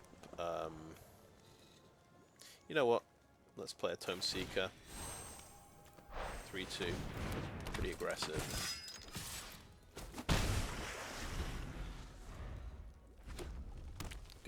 Good aggro rollout.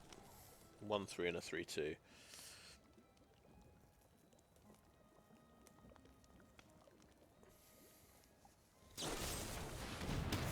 Feeding the Cauldron though, not the Tomeseeker. Interesting choice. We might just sit on our Spellscorn Coven counterspell here. We could Sleight of Hand to try and find a land, which does also seem pretty good.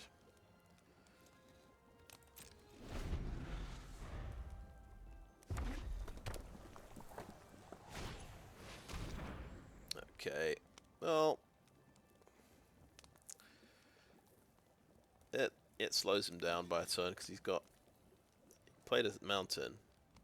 He has to wait till next turn to play that. On the other hand, what am I going to lose? Sleight of Hand. Yeah, I can lose a Sleight of Hand. It's fine. Another hopeless nightmare. Redcap Thief, however, goes back to the hand.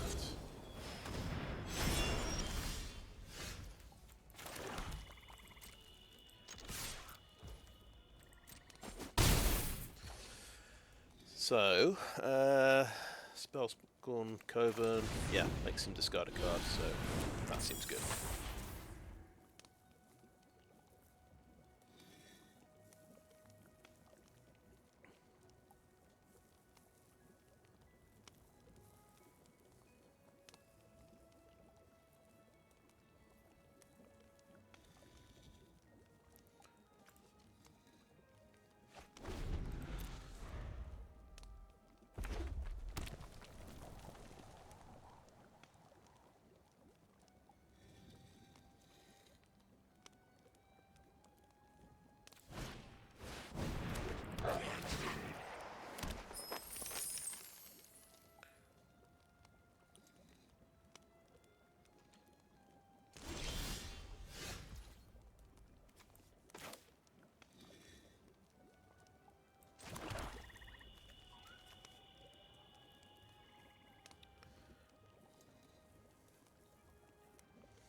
Yeah, let's attack.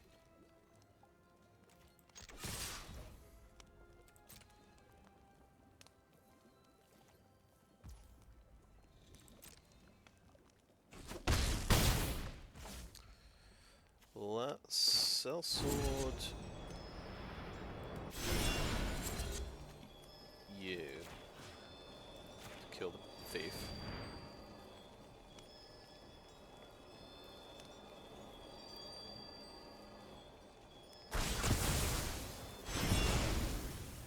Let's play the thief. Not the thief, Sell-Sword. Then it's a 3/3. I don't know if that was any good. We could just play the Alchemist. We could risk having him make me discard it, I suppose. Got the spell we can put on top. Yeah.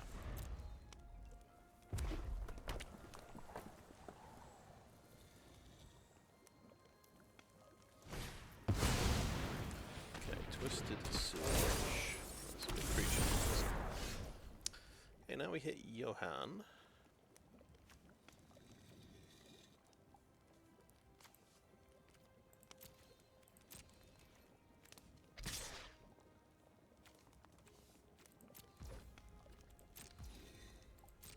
Down to one card, we think he's out of removal. So we play Johann and hope.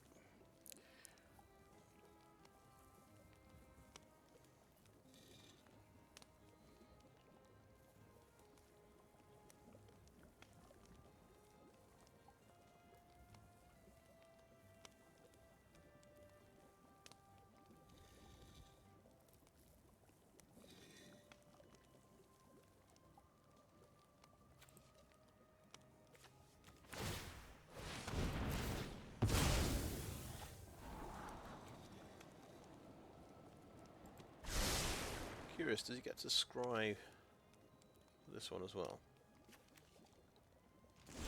Probably not. Okay, land on top. We can pop a Sleight of Hand on top and cast it. That might be good. Except we can't because we don't have 2 blue mana. Yeah, good point. Let's play a creature. Let's attack in the air. But that's put Sleight of Hand on top anyway.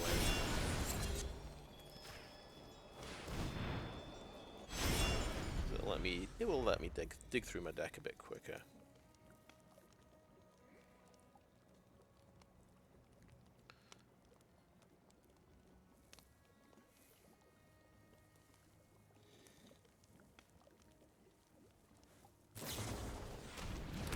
He's dead. Sure. People do like this card right out. I've not used it yet myself.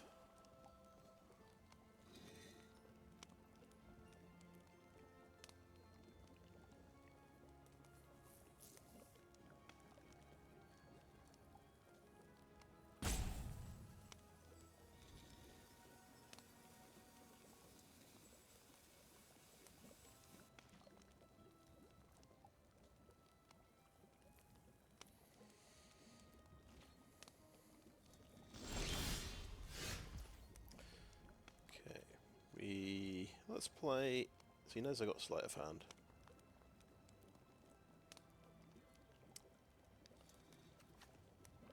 Let's get a creature on the board first, though. And attack in the air.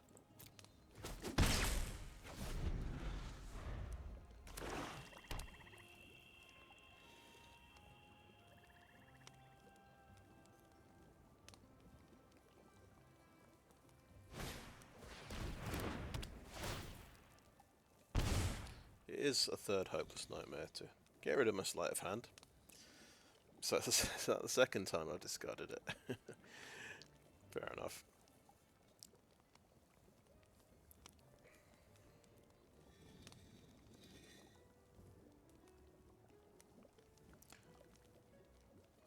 But I was threatening lethal there, because I could have done Sleight of Hand, attack with everything, and 5 damage goes through. Okay, right, can he cast something off the top to kill something? He's got no cards left. He does. He gets Candy Grapple off the top. That's unbelievable. Okay. Do I kill a rat or stop 2 damage? It's 3, 4, 5, 8 damage. I will elect to kill a rat.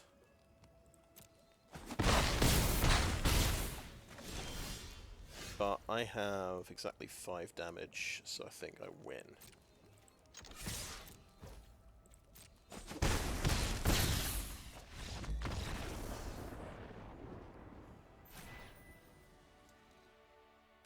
But yeah, 3 Hopeless Nightmares, pretty brutal.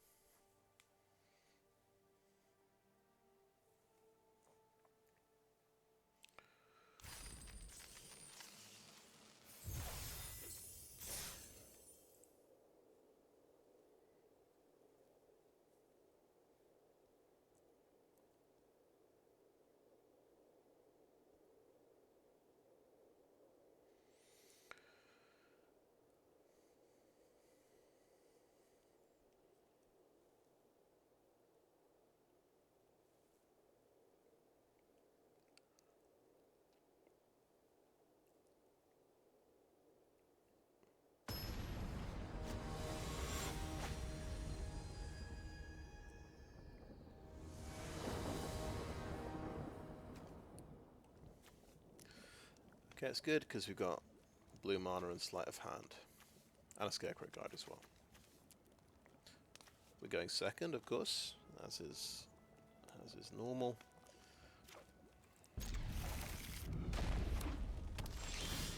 I probably just completely don't notice the games where I go first. That's what's going on. Oh, I think I'll have a mountain, please.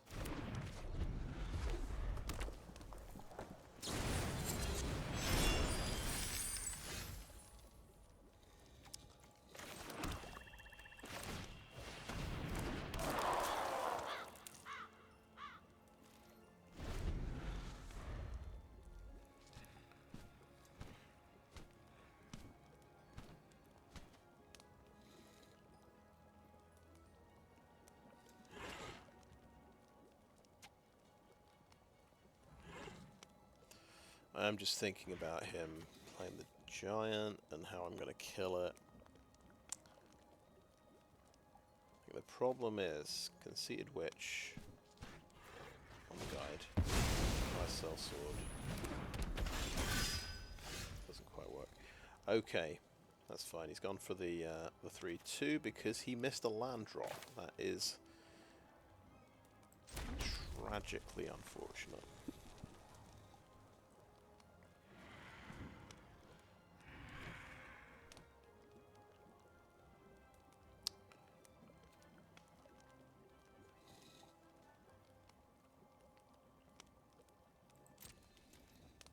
We'll attack with this.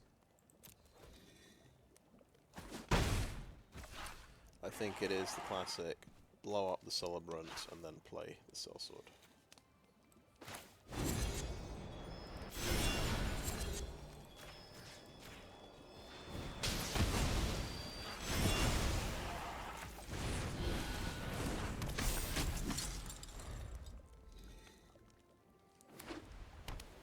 Wait, is it a land?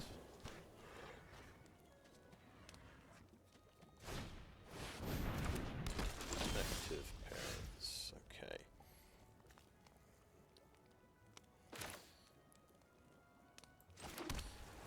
Cool thing here we can do. We can just bump this to 4/4 and hold up our counterspell mana. That's got to be a good move.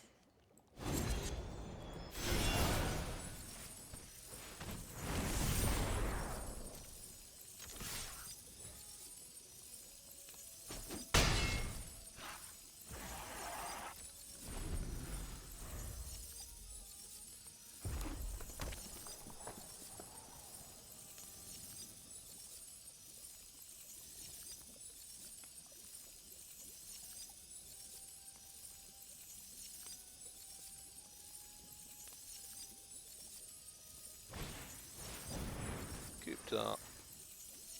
Okay, nope.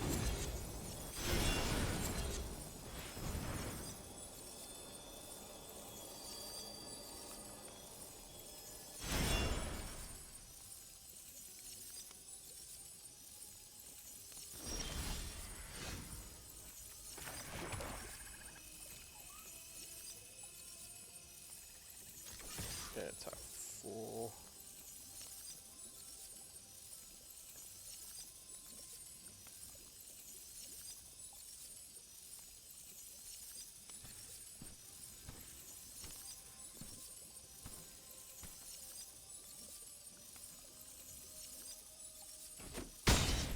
Four damage through, okay. Got 5 mana. Do we want... We could get a Scarecrow guide back if we really wanted.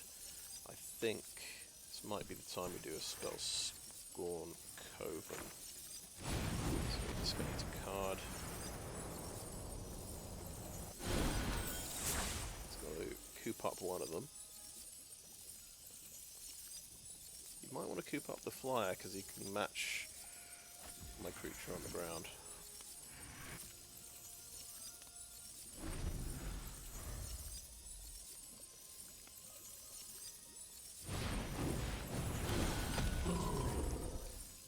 Yeah. Makes sense. And then coop up, can't attack or block, and then you can exile it. So it's still bad news for Johann. We'll remove him.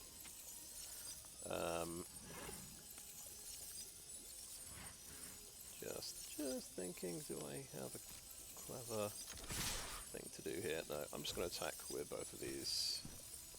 Oh, Protected Parents could jump in the way, couldn't they, to give them a buff? Oh, I really I missed that one. Silly me.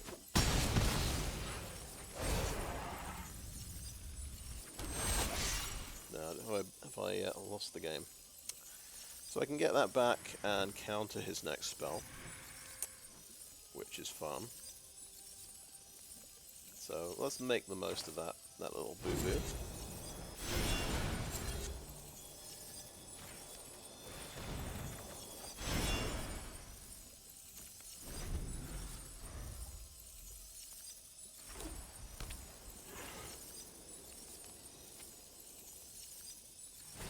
cast that and recast it.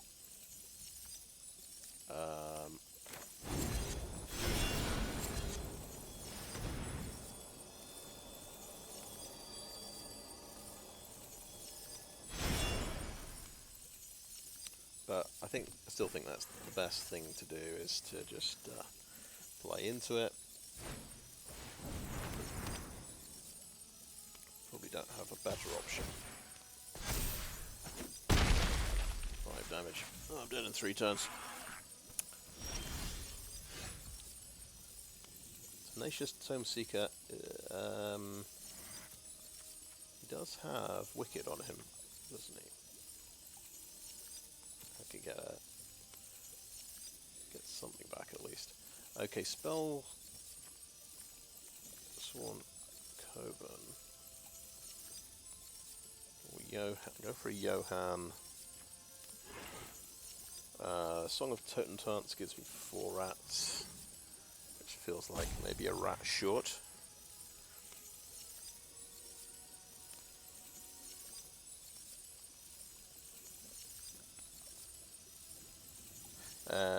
This makes him discard a card. Maybe that's the best choice. One less option for him.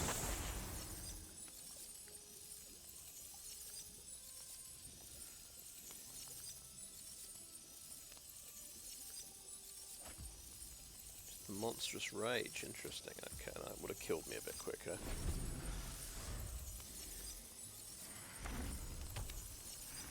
He's hitting lands, he's got 2 things left. Imidate Recruiter, ouch, okay. 2 2/2s.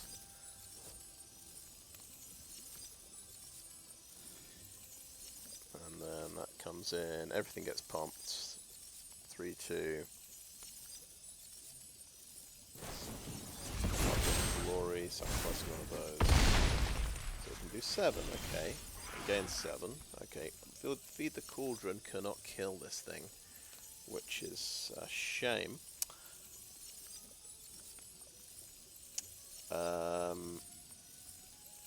I can feed the Cauldron, sacrifice the food, gain 3 life. Yeah, kill the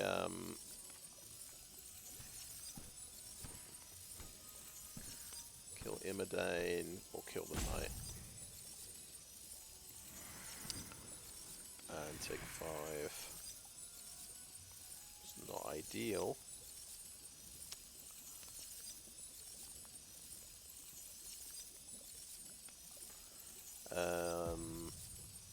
Everything is a bit too expensive in my hand. Okay.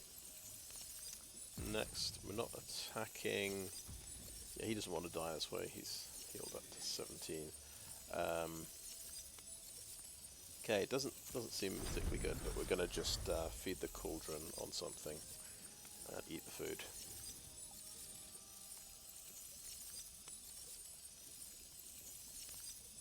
So it's just a case of we can't deal with this big creature.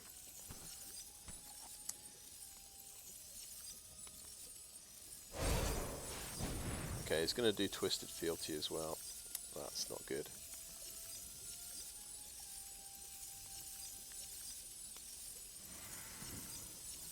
Fair enough. Let's feed the Cauldron on the thing getting the boost, because then that's 1 less damage I'll take, I think, from a token.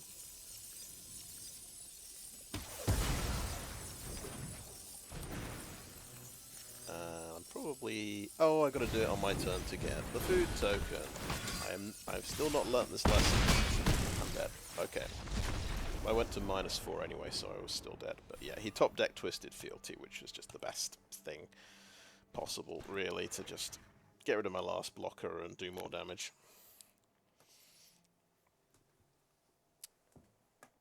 But I had the upper hand for a stretch there, and I let it slip. I ran a flyer into a reach creature. That's, you know, a classic boo-boo. Did forget that Grabby Giant has got reach. I suppose it's in the name. He grabs things out of the air. Try and remember that for next time.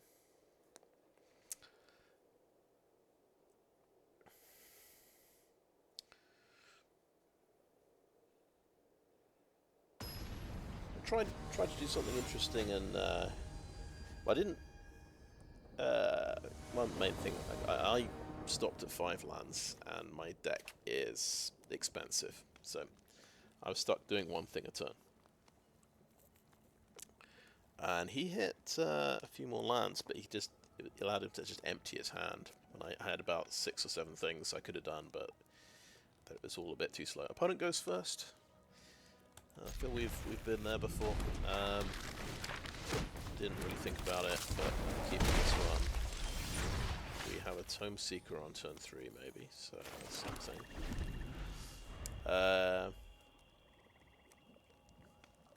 Yeah, we had a.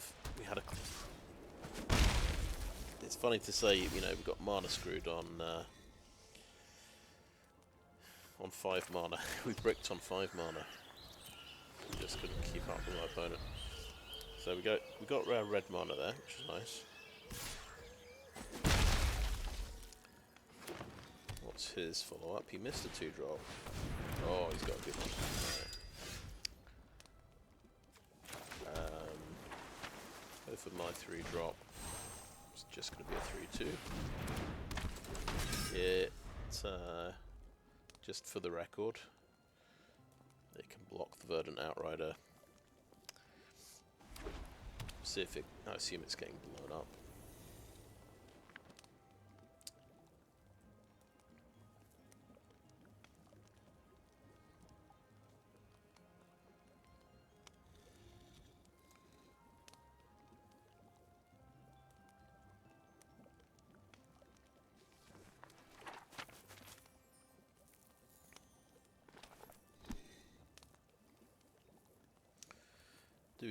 So we played Johann straight away. I think it gets blown up if we do that. Yeah, he's cooping that up to get 5 damage in. Yeah. Makes a lot of sense, to be honest. We kind of need a power 3 creature to block a Verdant Outrider. That does a lot of damage every turn. So what's tempting is actually Scarecrow Guide with a Wicked Roll token would do the job. Because otherwise we're playing Fell Horseman without the thing.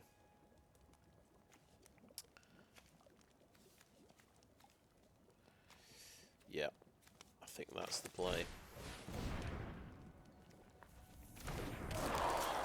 He thought about that a lot, which makes me think that's the only removal spell he had in his hand. He was really questioning whether it was worthwhile. I think it was. Puts me under intense pressure.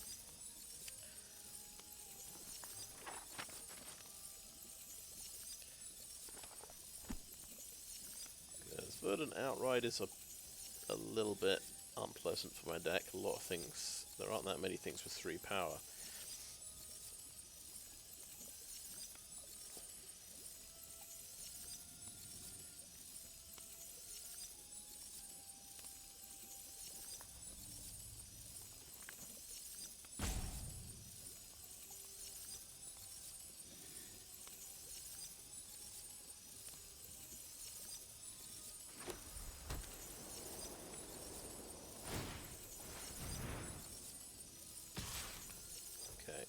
Ginger Brute time.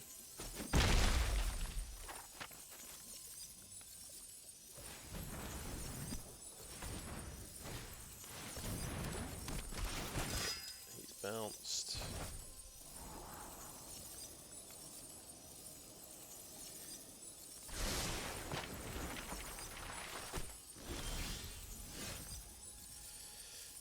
Okay, so we missed a land drop there, which we kind of wanted.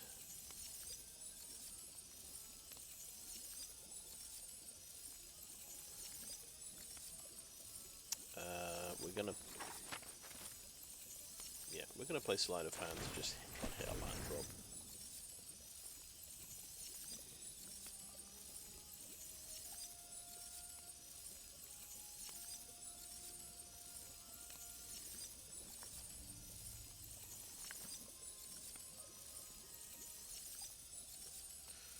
There's a Prophetic Prism, but we'll take the land.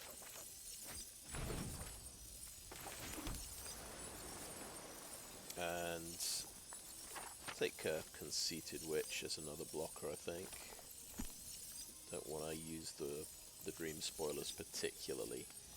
The only thing is, next turn I've got Conceited Witch with holding up Obyra's Attendants. Let's let's tempt out the removal. Let's play a Johann. Nice big blocker.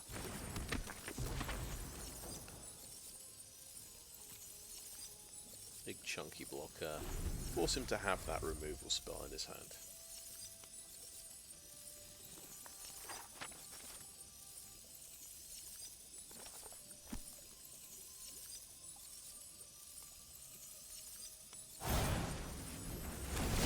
Okay, that's a 4-3 now.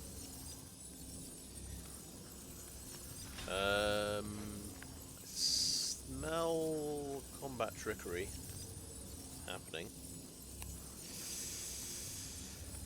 Okay, yeah. Pop quiz. What does white-green have at instant speed to pump things? Lots of things. So many things, I think. Can I do 7 damage? Okay, I think, here's my plan. We double block this one to try and make sure we kill it. I don't know if we do. I'm just thinking if there's the +4/+4. But that's what I'm going to go for. We need to kill the Verdant Outrider. Because he might have a team boost. If I went for separate blocks, that would wipe me out.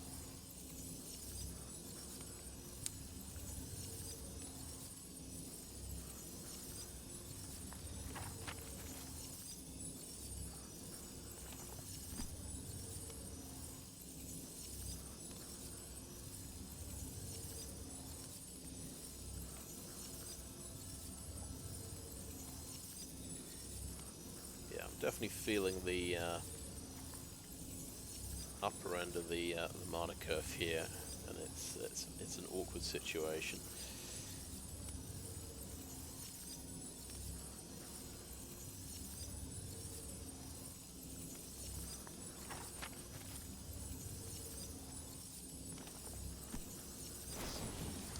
There's the Archon's Glory.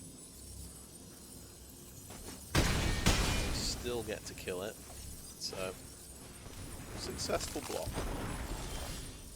It did work out for me, but I'm down to 7. He's still got a 3/3 to come along. This has now got Ward 1, which is very frustrating. So my plan of playing Conceited Witch and holding this up doesn't work all that well now.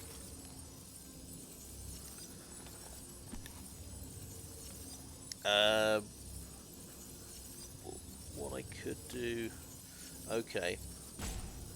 I've got a plan to kill the Ginger Brew. I think let's go for the kill the Ginger Brew plan. So I played the Dream Spoilers. So next time I cast an instant on his turn, I can gobble up that Ginger Brew.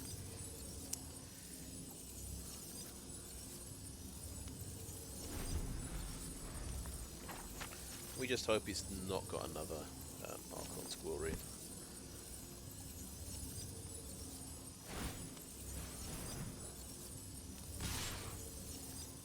Okay, maybe he does. We'll block there anyway. Can't really just let through 5 damage at this point.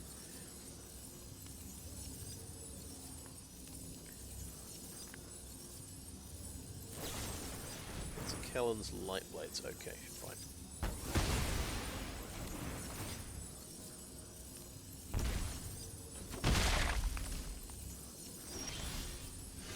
Oh, that's beautiful. Okay, right. We need another land. So, we play a 3-drop Preacher, and we can hold up the 2-mana instant.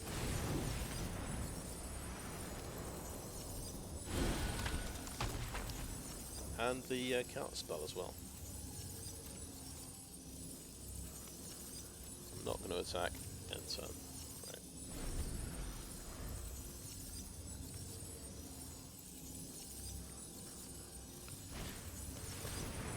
Whenever a creature enters the battlefield, you scry 1. And whenever you cast a spell, targets a creature, you draw a card. Okay. Nice. Is the last card another Archon's Glory? That's what we're going to find out, I suppose.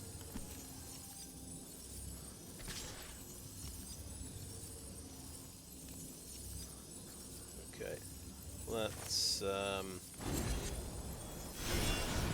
we'll do that on the Ginger Brute. That's the only one attacking. And we'll hit that with a -1/-1. He's getting the royal treatment. I see, he saved him. And he got through with 2 damage as well, which confuses me. Hexproof till end of turn. I see, right. I'm with you now.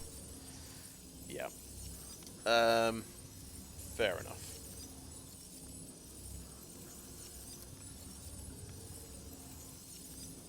Never mind. So yeah, it would have been better to do the counter spell, but I think yeah, no, he did roll. He did his. He used his green counter spell basically in response to my thing. Okay, so this has Ward 2.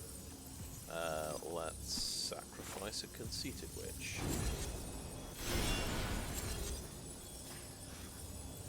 Yeah. 1 resolve.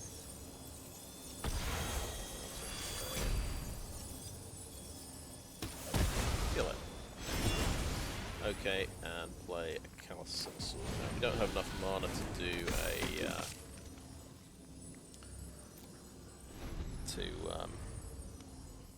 hold up my Spellscorn. My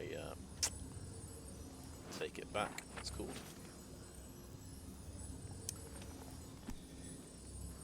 I think I need the extra blocker more. I'll go ahead and block this, and obviously it's a combat trick deck. He's probably won. Okay, it's a trade-off. 3/3. Fix the scry. Sure.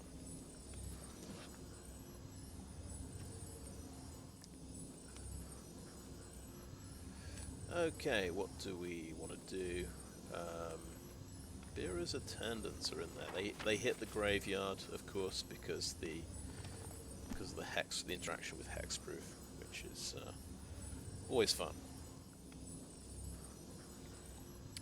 I'm thinking Fell Horseman. How about Johann, though? Maybe Johann's better than Attendants. More toughness.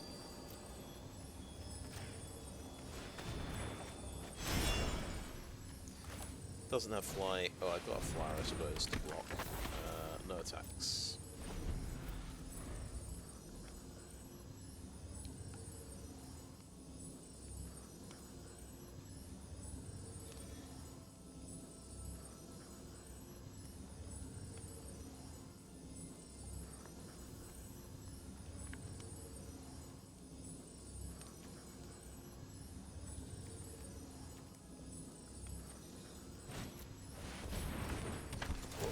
What deserves to happen to these kind of decks is they just brick on creatures, because they're running removal, they're running combat tricks. They shouldn't have enough creatures. If I played this deck, I would totally brick on creatures. That's what I feel like. That's what would happen.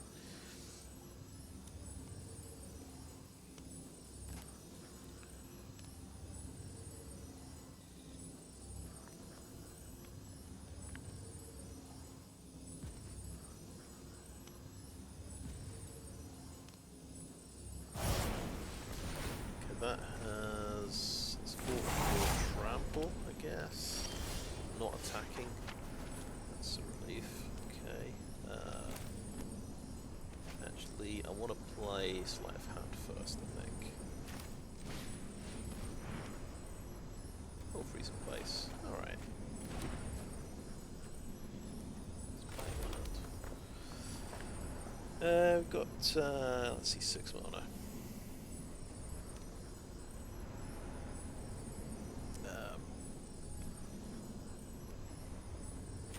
I'm going to keep this guy tapped down for a bit. It's alright, and shuffle the land.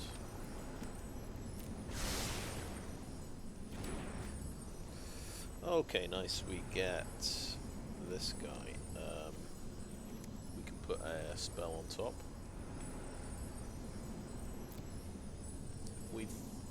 Or we can.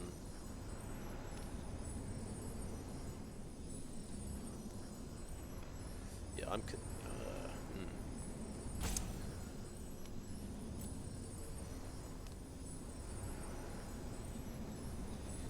Or we hold up the Spellscorn Coven. Yes, we hold up that, definitely.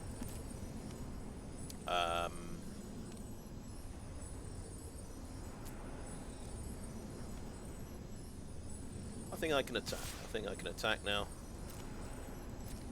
Consensus the beat down. Right, enter.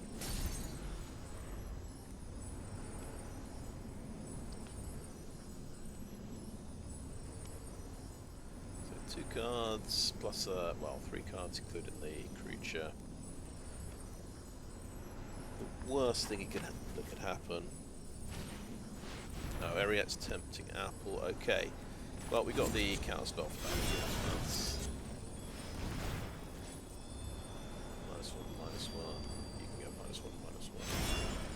But that's pretty horrendous for me to play around next turn. There's not much I can do about that.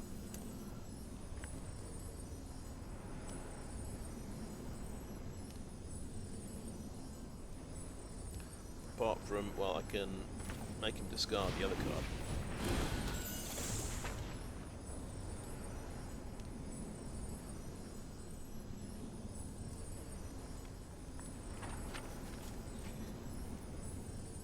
That was the Red Tooth Genealogist, okay. Sort of don't want to put a spell on top of this though. But the trouble is he plays that and he just does direct damage and kills me, right? I lose 3 life. I have to make 2 blocks. Yeah, intense situation. I've got 2 flyers. Yeah. Okay, we're gonna have to have another blocker. I think that makes sense. Just to maximise my chances here.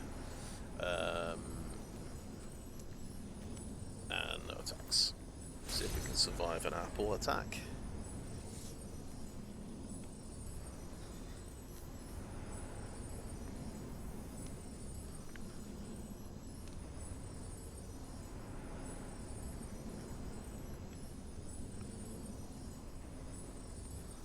But it's, I guess, it's a nice card that gives you a bit of reach, sort of, bit of helps you win a combat and then does 3 direct damage to finish somebody off.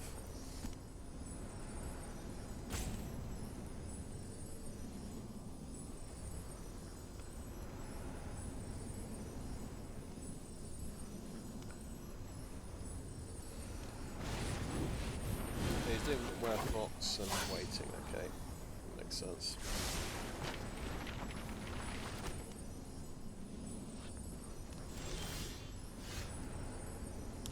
Yeah, I need these amazing spells to come off the top of the deck, really. Fell Horseman, that's the best I can manage.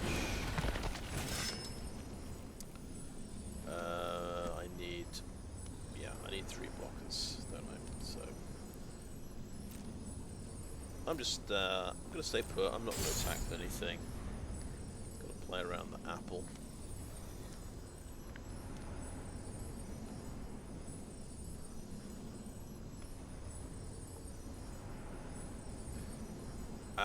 Trouble with the Werefox, yeah, I don't have... Johann's the only thing with like more than 4 toughness, 4 or more toughness, so the trample damage is the problem there. He doesn't know what I've got in my hand though. That's a good point. Let's play a Swan. I can do this at instant speed. Yeah.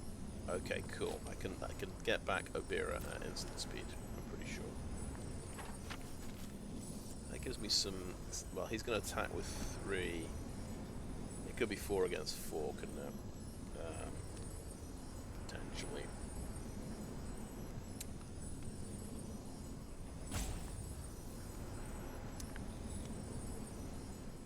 No attacks, I think.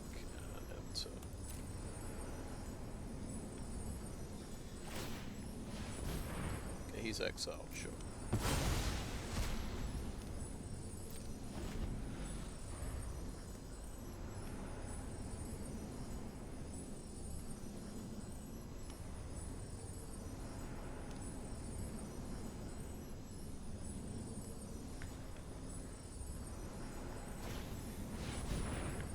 Yep, here it comes.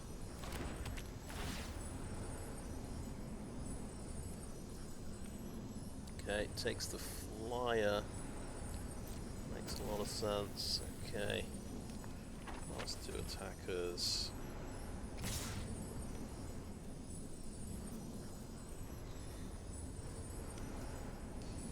Edgewall Inn. That instant speed. Obyra's Attendants.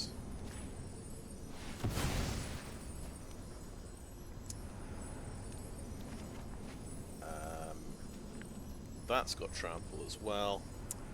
That's not nice. Okay, there's too many things with trample.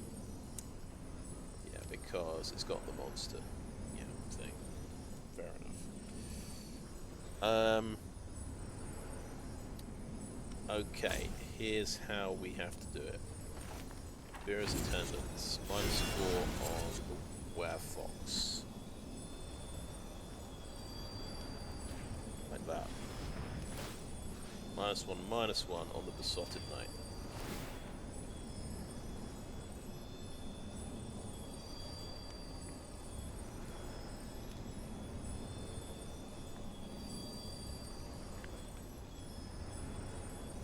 Alchemist gets pumped up to 3/3 as well, which is good. We've got 2 really good blocks on the ground here. Or 3 good blocks on the ground. So... yeah, Alchemist is the one to sacrifice himself. Johann goes there. The 2/2 has to die. And there we go. And that's... those are my blocks. The one creature that stays alive actually gets... funny, it's my creature and it gets a token. Oh, it doesn't.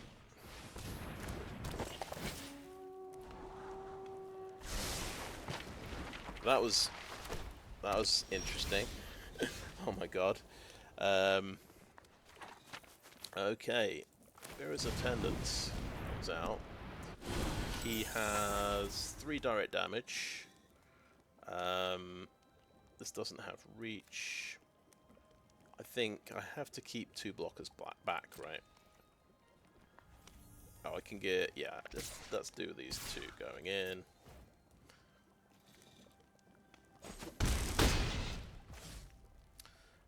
Blair Mountain. I'm sure he still wins, but gave him a run for his money. We're down to 1. Can you? It's the red card that removes 2 blockers, isn't it? Okay, that's got trample. It's a 2/4. Okay.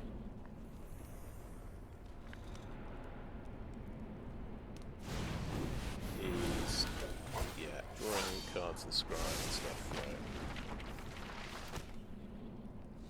So it's not good news that he's got another trampler.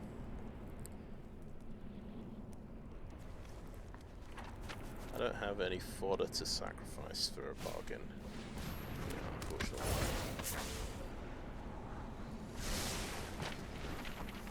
Okay, 3 attackers. Oh, okay, we got... so that's a 2/4 trample. That's just a 2/2. Mana value 3 or less, so... yeah, I think use the Johann here. Blow up that one. We have another Johann. If we're... Okay, this is pretty cool, but... yeah, we're going to do it. Tenacious Tomeseeker. I mean, it's risky. That's what I mean. We bargain the food. Precious food. Bring back the Feed the Cauldron. And we can use that on his Sage. Do we do it on the Sage right away? Whilst he's tapped out. Because he could draw something, right? You could draw another hexproof, right, to cancel it out. Now I do this on my turn because then I get a food token. Right. We just attack with flyers like that and do 5.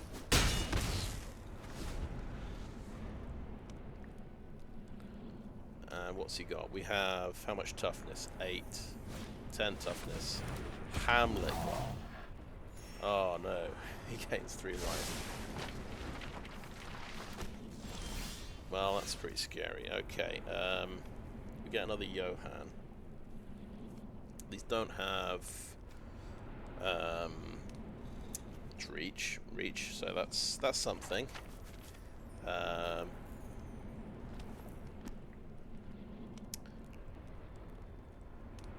Go to 4 life. Right. I mean, Horseman can trade there, and we take 1 damage. 3. That's only 5 damage. So I think I'm gonna just attack. Okay, I need. Okay, I'm gonna attack with 1 creature, just 1 creature. I can only get away with 1 creature at the moment. It all depends what he's top decking here, which he has. He's been able to scry as well to get something.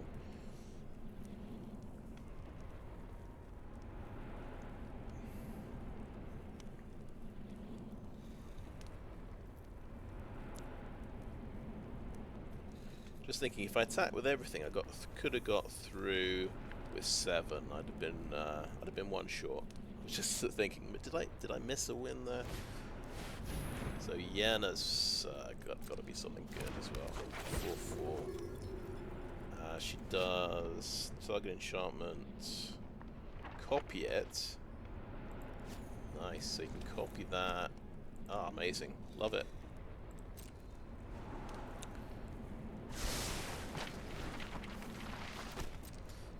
He's got nothing in hand. Okay, I'm going to go ahead, pop the food. It's on 4 life. Okay, we have the Song of Totentanz. That's fun.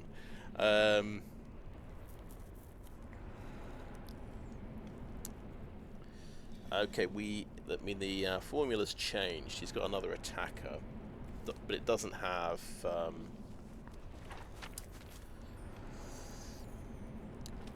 You know, trample. I think I just Song of Totentanz for everything for 5, 6, 7, 8. Seems reasonable, right? Completely tap out, but what else am I going to do? So yeah. And he concedes. Okay. Didn't want to see what he was going to top deck there.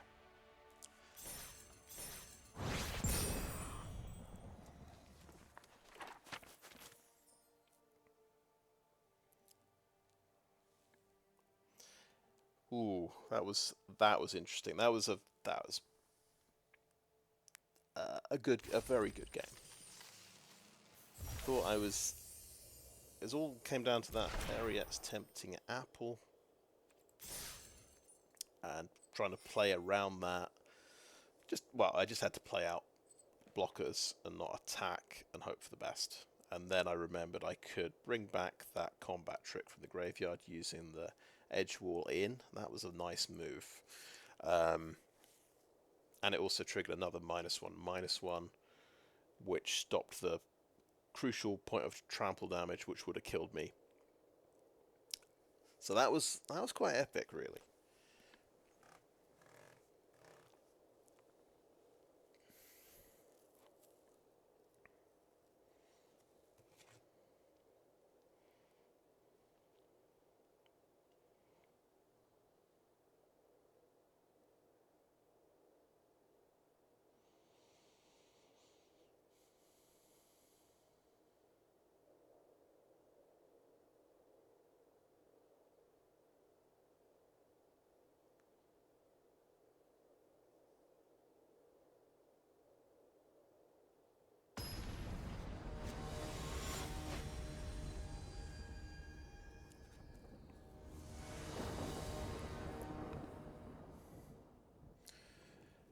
Okay, we're good. We've got 3 colours here. Edgewall Inn for black mana. 2-drop, 3-drop, 4-drop. It's fine. And we've even got our removal spell. But yeah, Tomeseeker is just usually a 3/2 creature. But that's fine. Yeah, black mana.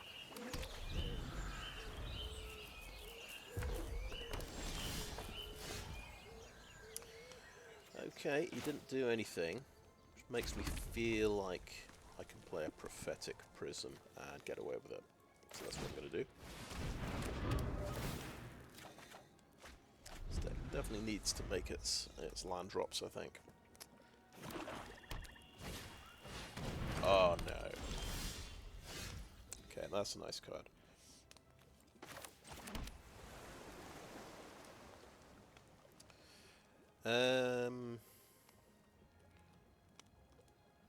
Right. I think just play the Tomeseeker as an aggro play. Sure, he'll tap it down, but yeah, we just have to play out a lot of creatures to overcome that.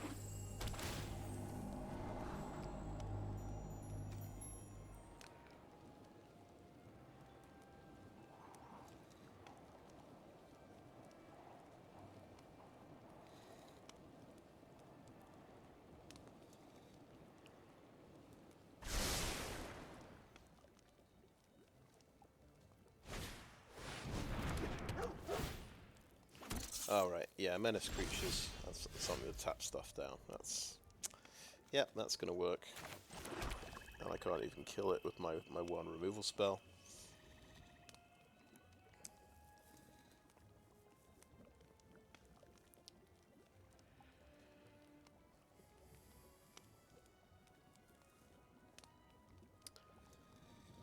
Okay, I think we just have to play this guy out. He's at least forced to tap things down. But he can tap for things for free on his turn. I think I'll attack. I think it's obvious what he's going to do. He's going to tap something down so it can't swap. So we'll just race him.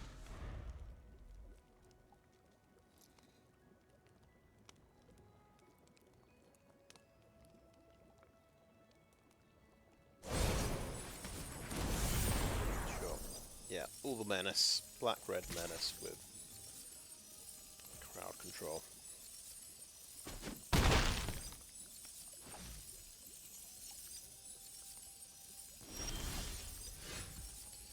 Oh well, freeze in place, that buys me a bit of time.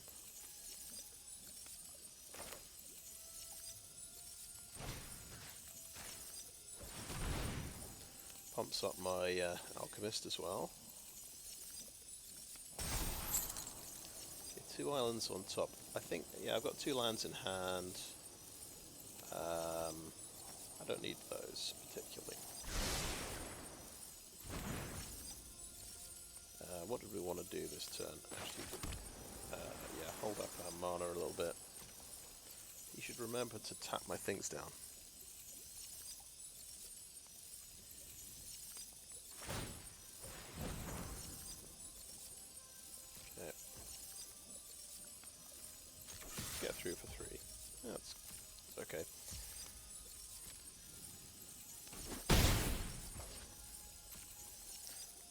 missed. Looks like he missed a land drop. Maybe I went first actually. Now I think about it, I think I probably did. I don't think I noticed when I go first. The Dream Spoilers. Okay, so this is where we sit back.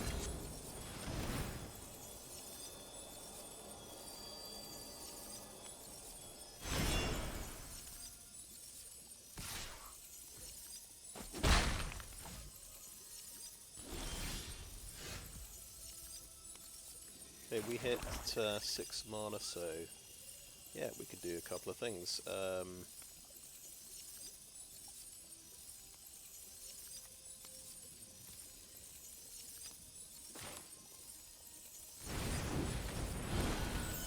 Discard a card, which is the Rat Out. Interesting, and then I play my 1 toughness creature. Attack for 4.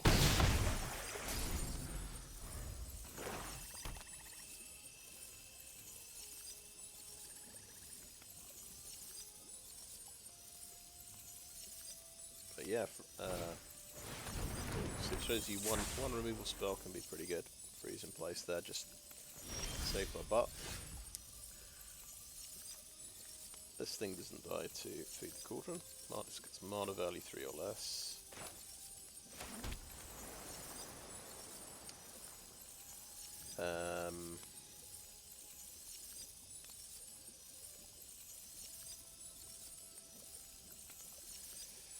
It's tempting just to cast Feed the Cauldron on the rat, just to pump my Alchemist.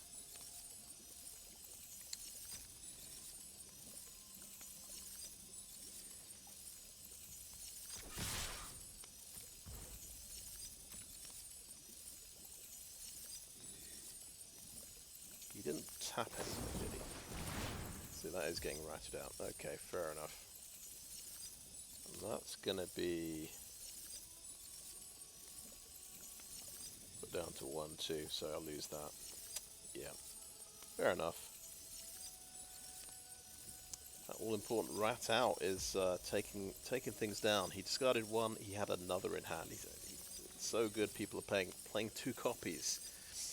Interesting. Oh well.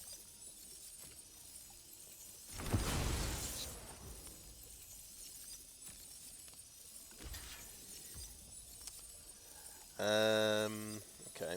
Next 2 damage. We lose that. That's Fell Horseman. Coven.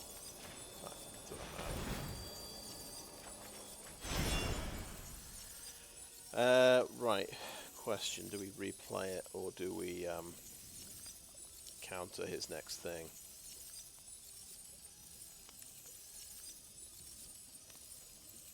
Make him lose some mana. Well, I think we replay it and make him discard a card.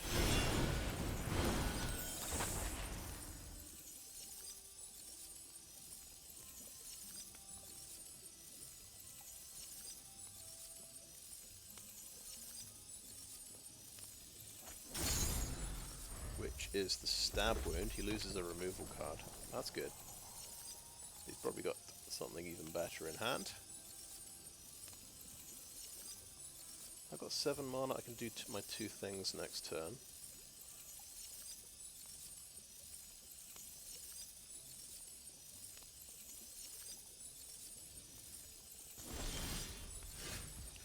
Very interesting, very cagey. No attacks, not even from the rats.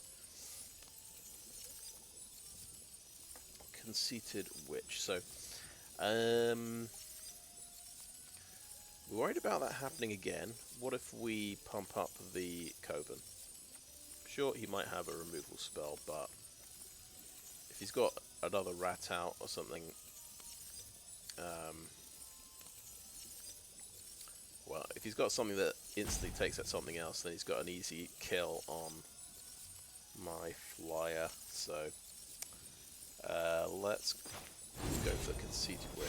Critic roll on you. And I might have potentially got 6 damage going through, so he's got to do something. Well, he's got Hilda's Crown. That's the point. You can start tapping things down. I'm still on 15 health, by the way, so it's not an emergency situation. I probably don't have to think about blocking yet. You're taken by nightmares, sure. You've got an instant speed removal spell. Of course you do. Why would you not have that?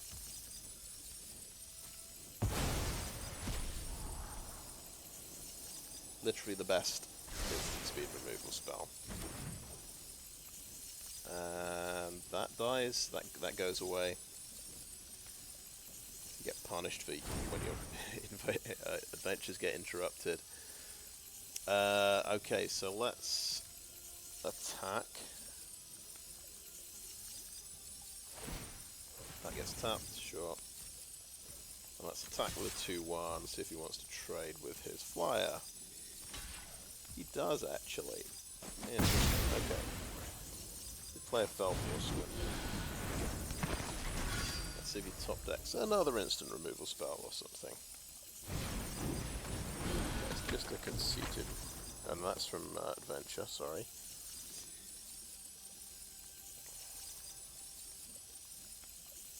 Might need to block with the Edgewall. Sorry, he has 2 Conceited Witches, of course he does. Maybe you can attack with that Edgewall pack. Yeah. Let's think about our Conceited Witch here. That has adventure, so that can come back from the graveyard, which is pretty cool. Crystal Grotto, scry. Yeah, that to the bottom.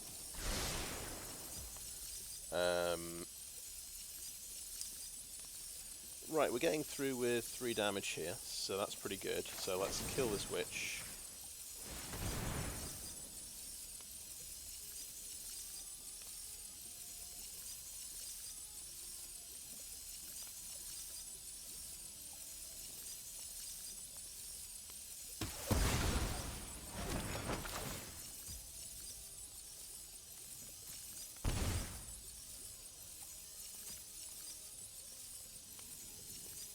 We've done pretty well. I'm not sure we win this one now, after that.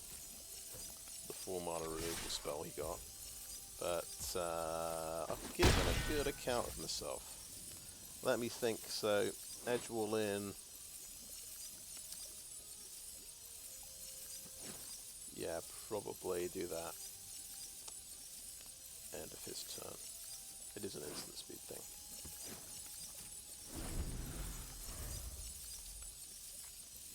I just realised, yeah, I could have done the adventure. I could have brought the witch back and done the adventure, but this way it's another trigger on my alchemist. Okay, no, that's fair. He is doing that. He's doing that. The rats would make a lot of sense. You're on 3 life.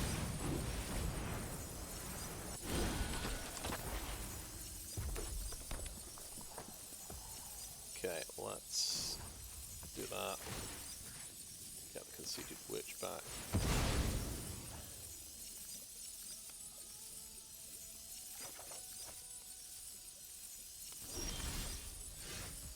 Oh, that's interesting, right. So,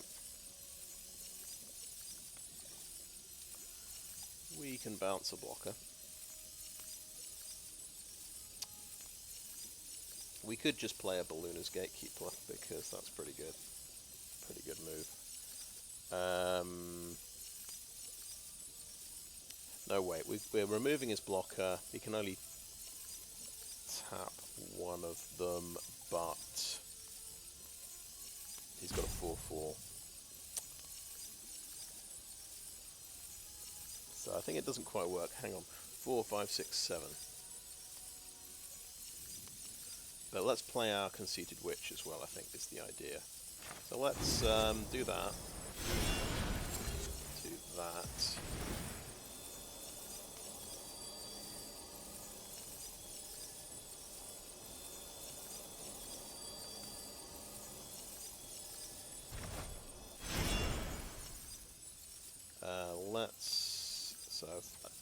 I've misplayed this, but do Wicked roll on something like the Alchemist. And we will play the Witch. We're taking 6 damage, aren't we?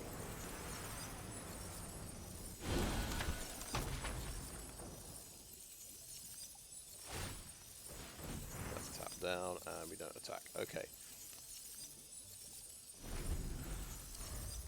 So if I'd held on to the Gatekeeper, then he wouldn't have had a block for this turn. But he would have had 2 more damage for to attack with.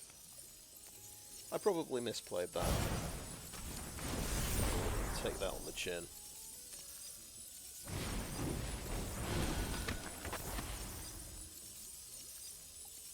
He has 1 more card. Is it more instant removal?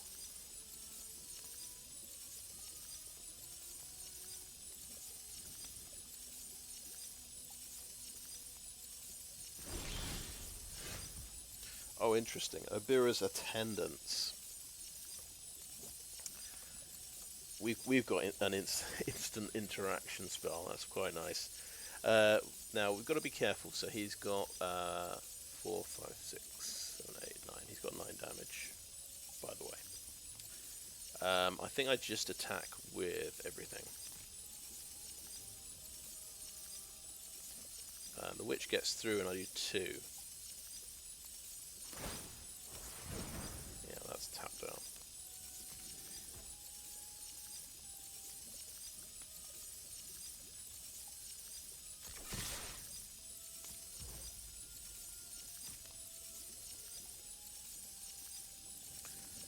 And I probably made a mistake here.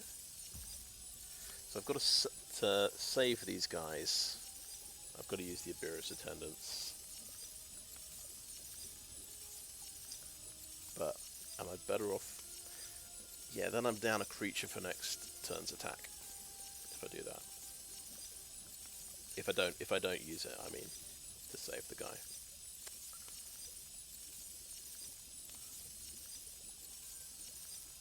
4, 5, 6, 7.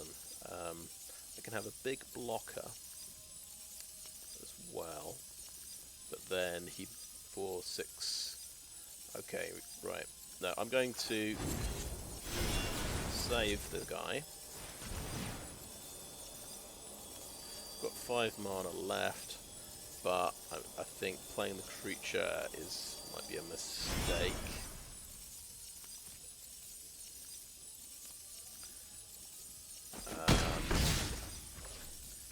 He does 4, 5, 6. He does 9 damage. He might have removal. He might have a pump spell, but I don't think we can beat the pump spell. I think I just eat the food and hopefully win. Because he needs 4 blockers. He needs 2 more blockers. He's got 1 card in hand. He's drawing a card. No, he needs, his Hilda is a blocker, so he needs, okay, yeah. Maybe not, maybe we didn't win.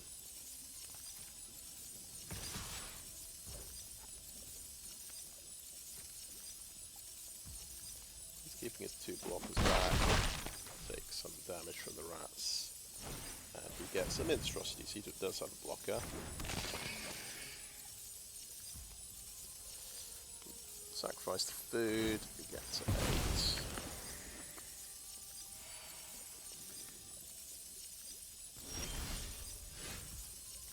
This time we have a Picklock Prankster.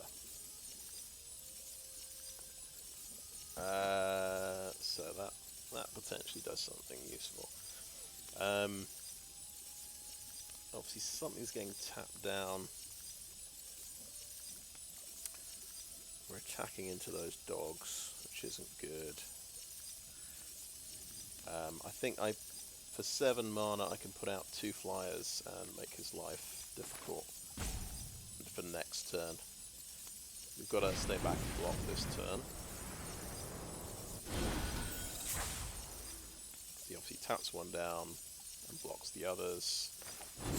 So let's play the little flyer. One card in hand, one to top deck.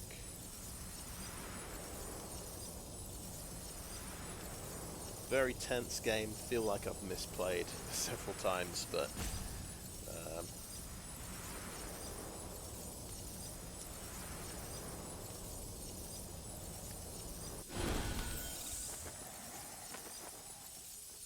often the way. But very difficult against the turn 3 Crown of Winter. Punishing. Okay, so you can tap down another blocker. Have 3. He has 2 menace creatures, in fact, which do a total of 6 damage. And I can block the other creatures. And he's got 2 cards, so it might go bad. He might. I'm tapped out, so he can go all in here and try and win.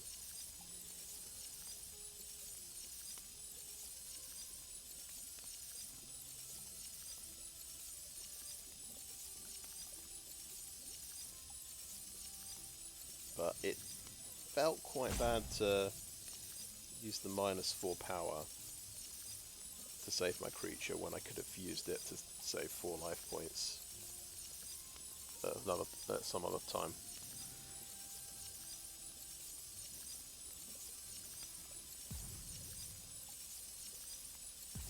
It did mean I could do that attack that turn, get through with the witch, and do 2 damage, get him down to 1. So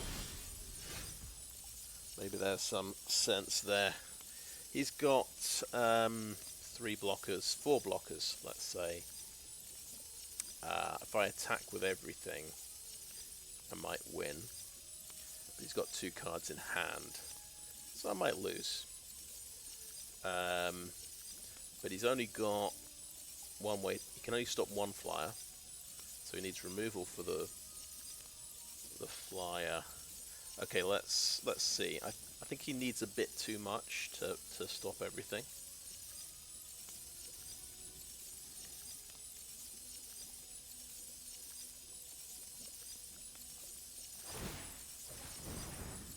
Okay, it's that one. Oh, that's a bold move. He's tapped the one with Vigilance, so he's saying, hey, I can stop your other creatures as well, and then swing in and win next turn. But we'll see. Has he top decked a couple of removal spells, or does he only need 1? Have I miscalculated? He's got the Minstrosity, which drops the food when it dies, but he'll be dead before he can use the food, I think.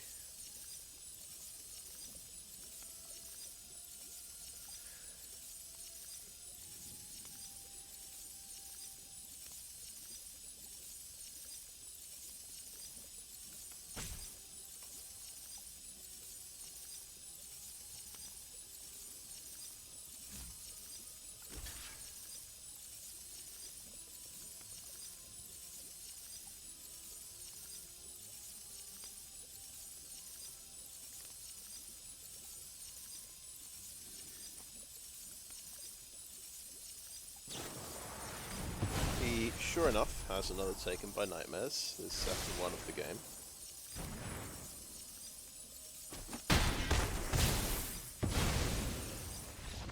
But, yeah, you can't use the Minstrosity food because you've died at the same time as the Minstrosity. That was a great game. Very tense, hard to say what the right choice was each round. So this deck is turning into quite a successful one. Maybe the guy I played against had a point. He didn't just get lucky. This seems to work.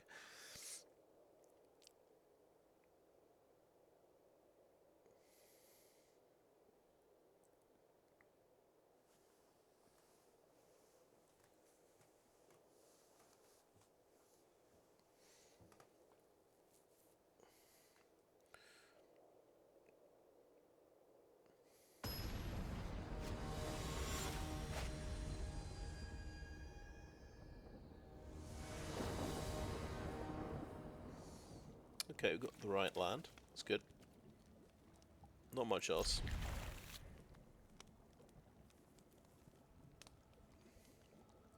And did I believe I'm going first. So I just acknowledge that. I didn't have to go second every game.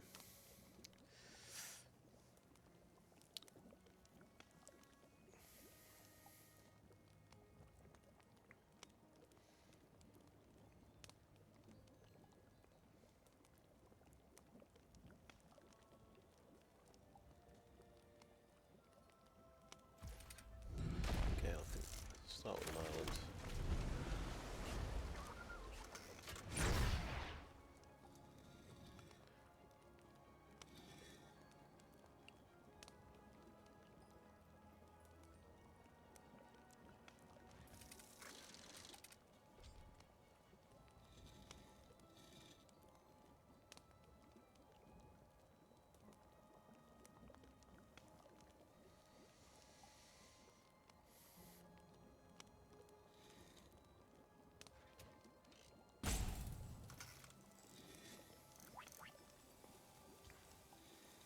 Well, I hope we have a proper game. This is guaranteed to be the last match.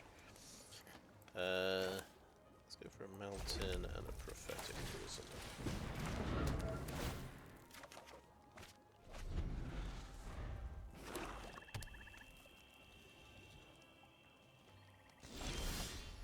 Okay, not much going on. Let's see if he's got a counter spell. I'm gonna just play the Sky's creature. It resolves, okay.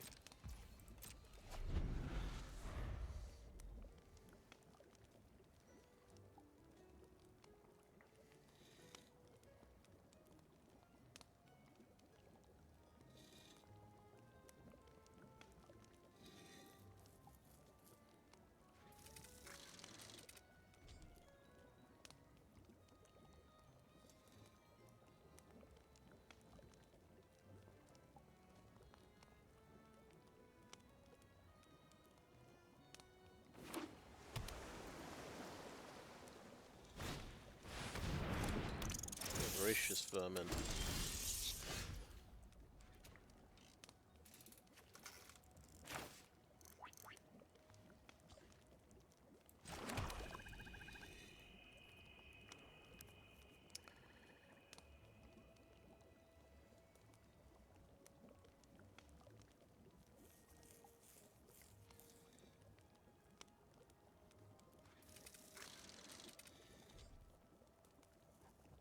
I'm thinking seriously about making 3 rats.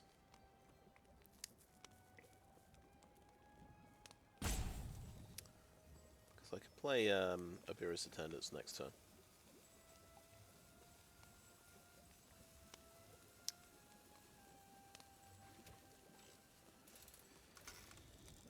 Yeah, I'm going to make 3 rats. Not the most rats you could possibly make, but oh, right, and they get haste. I forgot that detail. It is quite a good move. It's the most damage I can do this turn.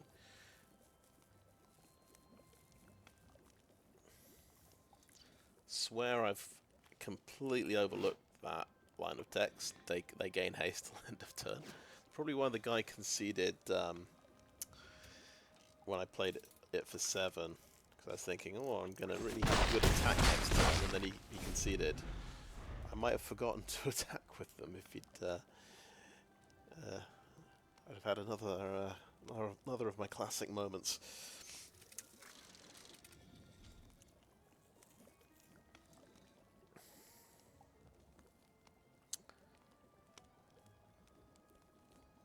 Do we just slam down Obyra's Attendants next turn? Or do we hold them back to use the adventure?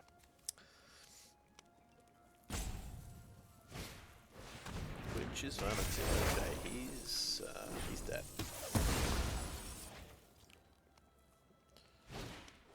And that gets curiosity. Oh, that's not good.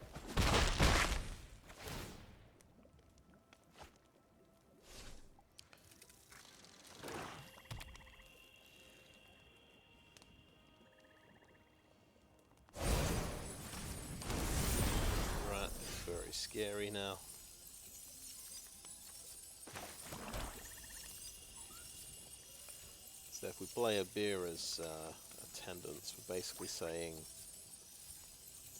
I hope you don't have another removal spell.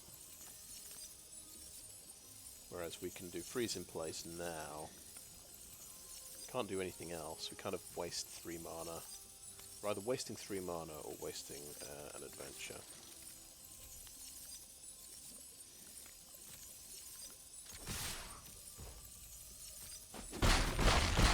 I think I will waste the adventure. Let's play it like an aggro deck. 2-turn clock. Well, he's got the food. He's got potential blocker.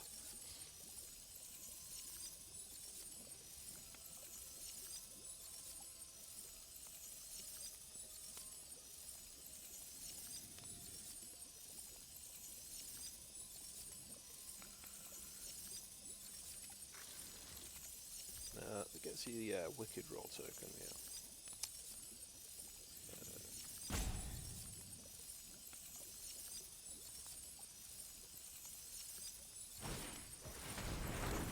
Okay, there's a flyer and something on the ground there to block with.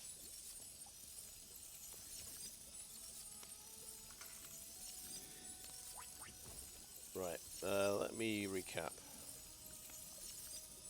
I'm going to lose 2 life. Doesn't have Death Touch or anything. I'll double check these things. Yeah, I think I just block the rat. I take damage and that gets pumped up. And we get Johann. Who's a good blocker. Yeah, I can attack with the flyer anyway. I don't need to use a... don't need to tap down the naughty. And we can Johann. Big chunky blocker. Ah, that's nice. We can Conceited Witch off the top and... Oh, we could do that on a rat, maybe. Have a cheeky little rat.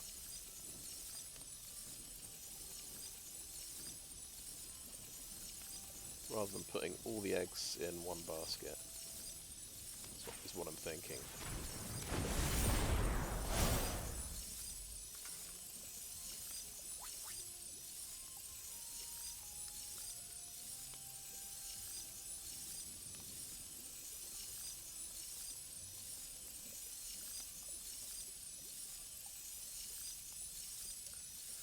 He can make a 2/4 flying blocker now.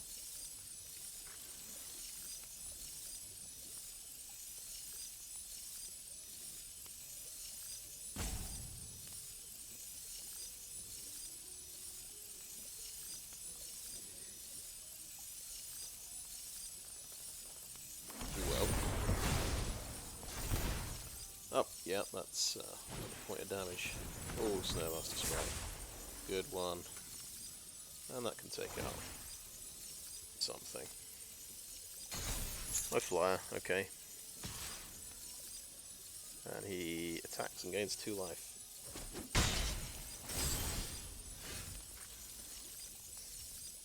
Okay, so...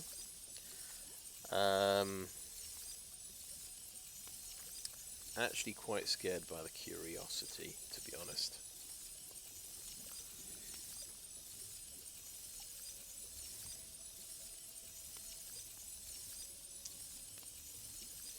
Now let's play the island. Obviously I can bounce one thing and tap down the other thing.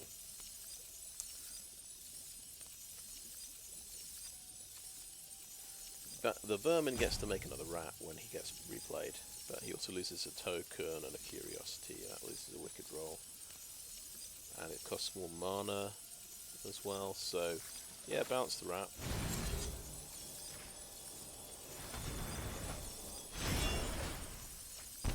And that's worked out nicely. We're going to kill the.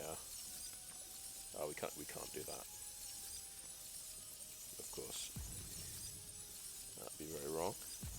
We can only do one of those spells a turn. Next to combat. Let's attack with Rat. And Johann? Yes. But not the other two rats. Or yes, the other two rats. Let's not waste them. I think it's all about attacking with rats. Even if you lose a few, it doesn't matter too much.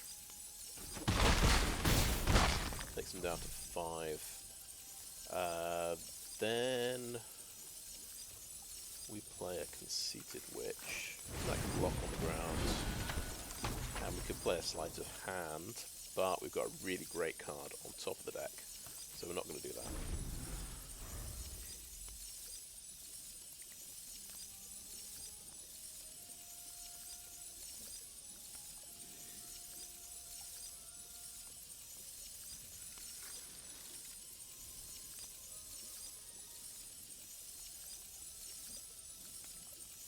Does have gain 2 life, attacking with the naughty.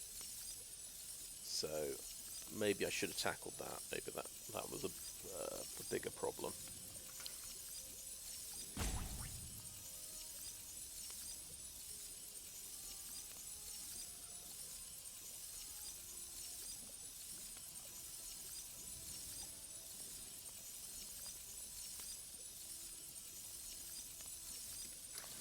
He's on 4 land, I notice. I'm on 6, so I've got the mana advantage is quite telling. Okay, he's going to go ahead, just sacrifice the food, go to 8.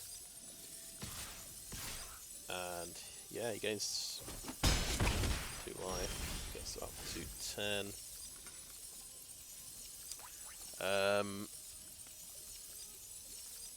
Right, well, this is quite painful. Let's count our damage actually. 2, 3, 6, 7, 8, 9, 10. I have a freeze in place and a Feed the Cauldron, so I can actually get through and kill him, right? As long as he doesn't gain life somewhere.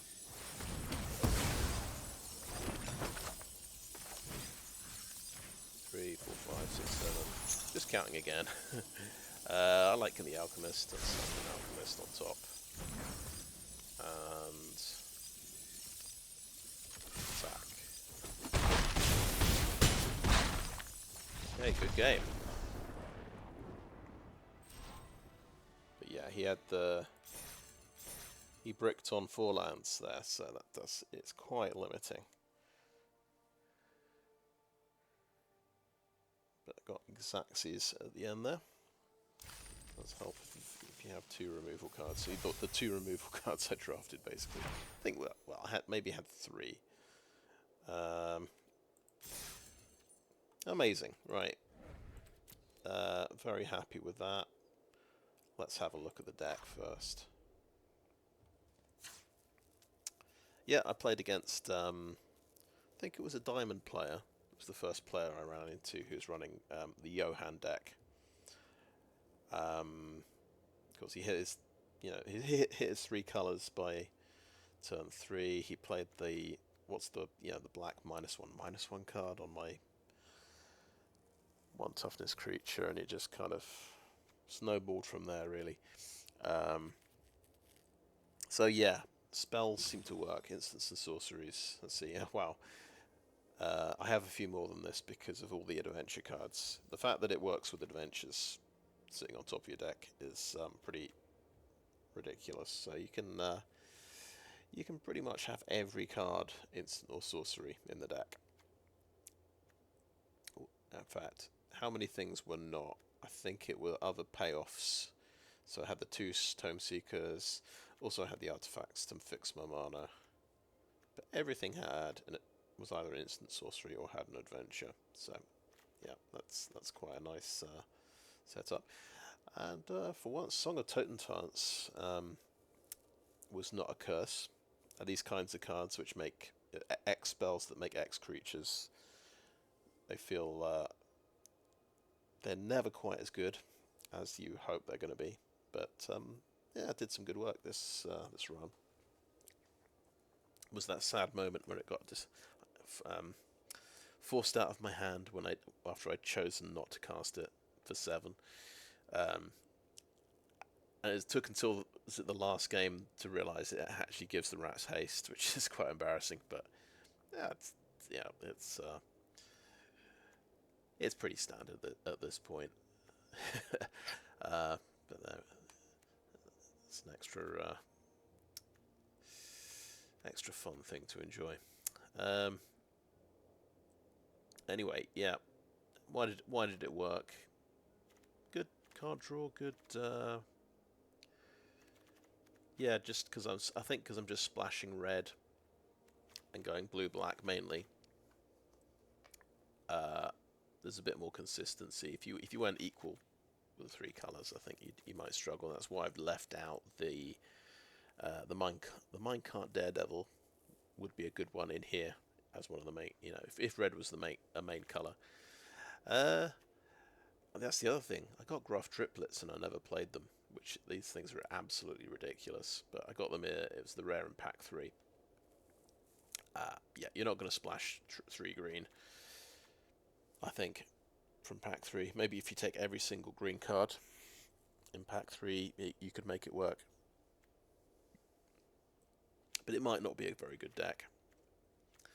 It might be Gruff triplets or bust really. So I'm glad that's worked out. I didn't have the highest hopes for this one, but yeah, somehow that worked. The removal was what? Feed the Cauldron, freeze in place. I've also got the Burn Together on the 2 Callous Sell-Swords, which I did use a little bit. It didn't feel like enough removal. There's also the bounce spell on Beluna's Gatekeeper, I should point out. So there's a kind of counterspell on Spellscorn Coven. And there's the -1/-1 tokens from Dream Spoilers. But yeah, not a lot of removal. Somehow it worked. It was kind of... I did have 16 creatures, so it was kind of fairly aggressive in the creature count. So it put a clock on the opponents, and there's all this value you could get in the late game with the Johann and recycling spells and stuff. Yeah, somehow it worked. It's not... I wouldn't have thought this would work, but somehow it has. Anyway, I think that is a video. So thanks for watching.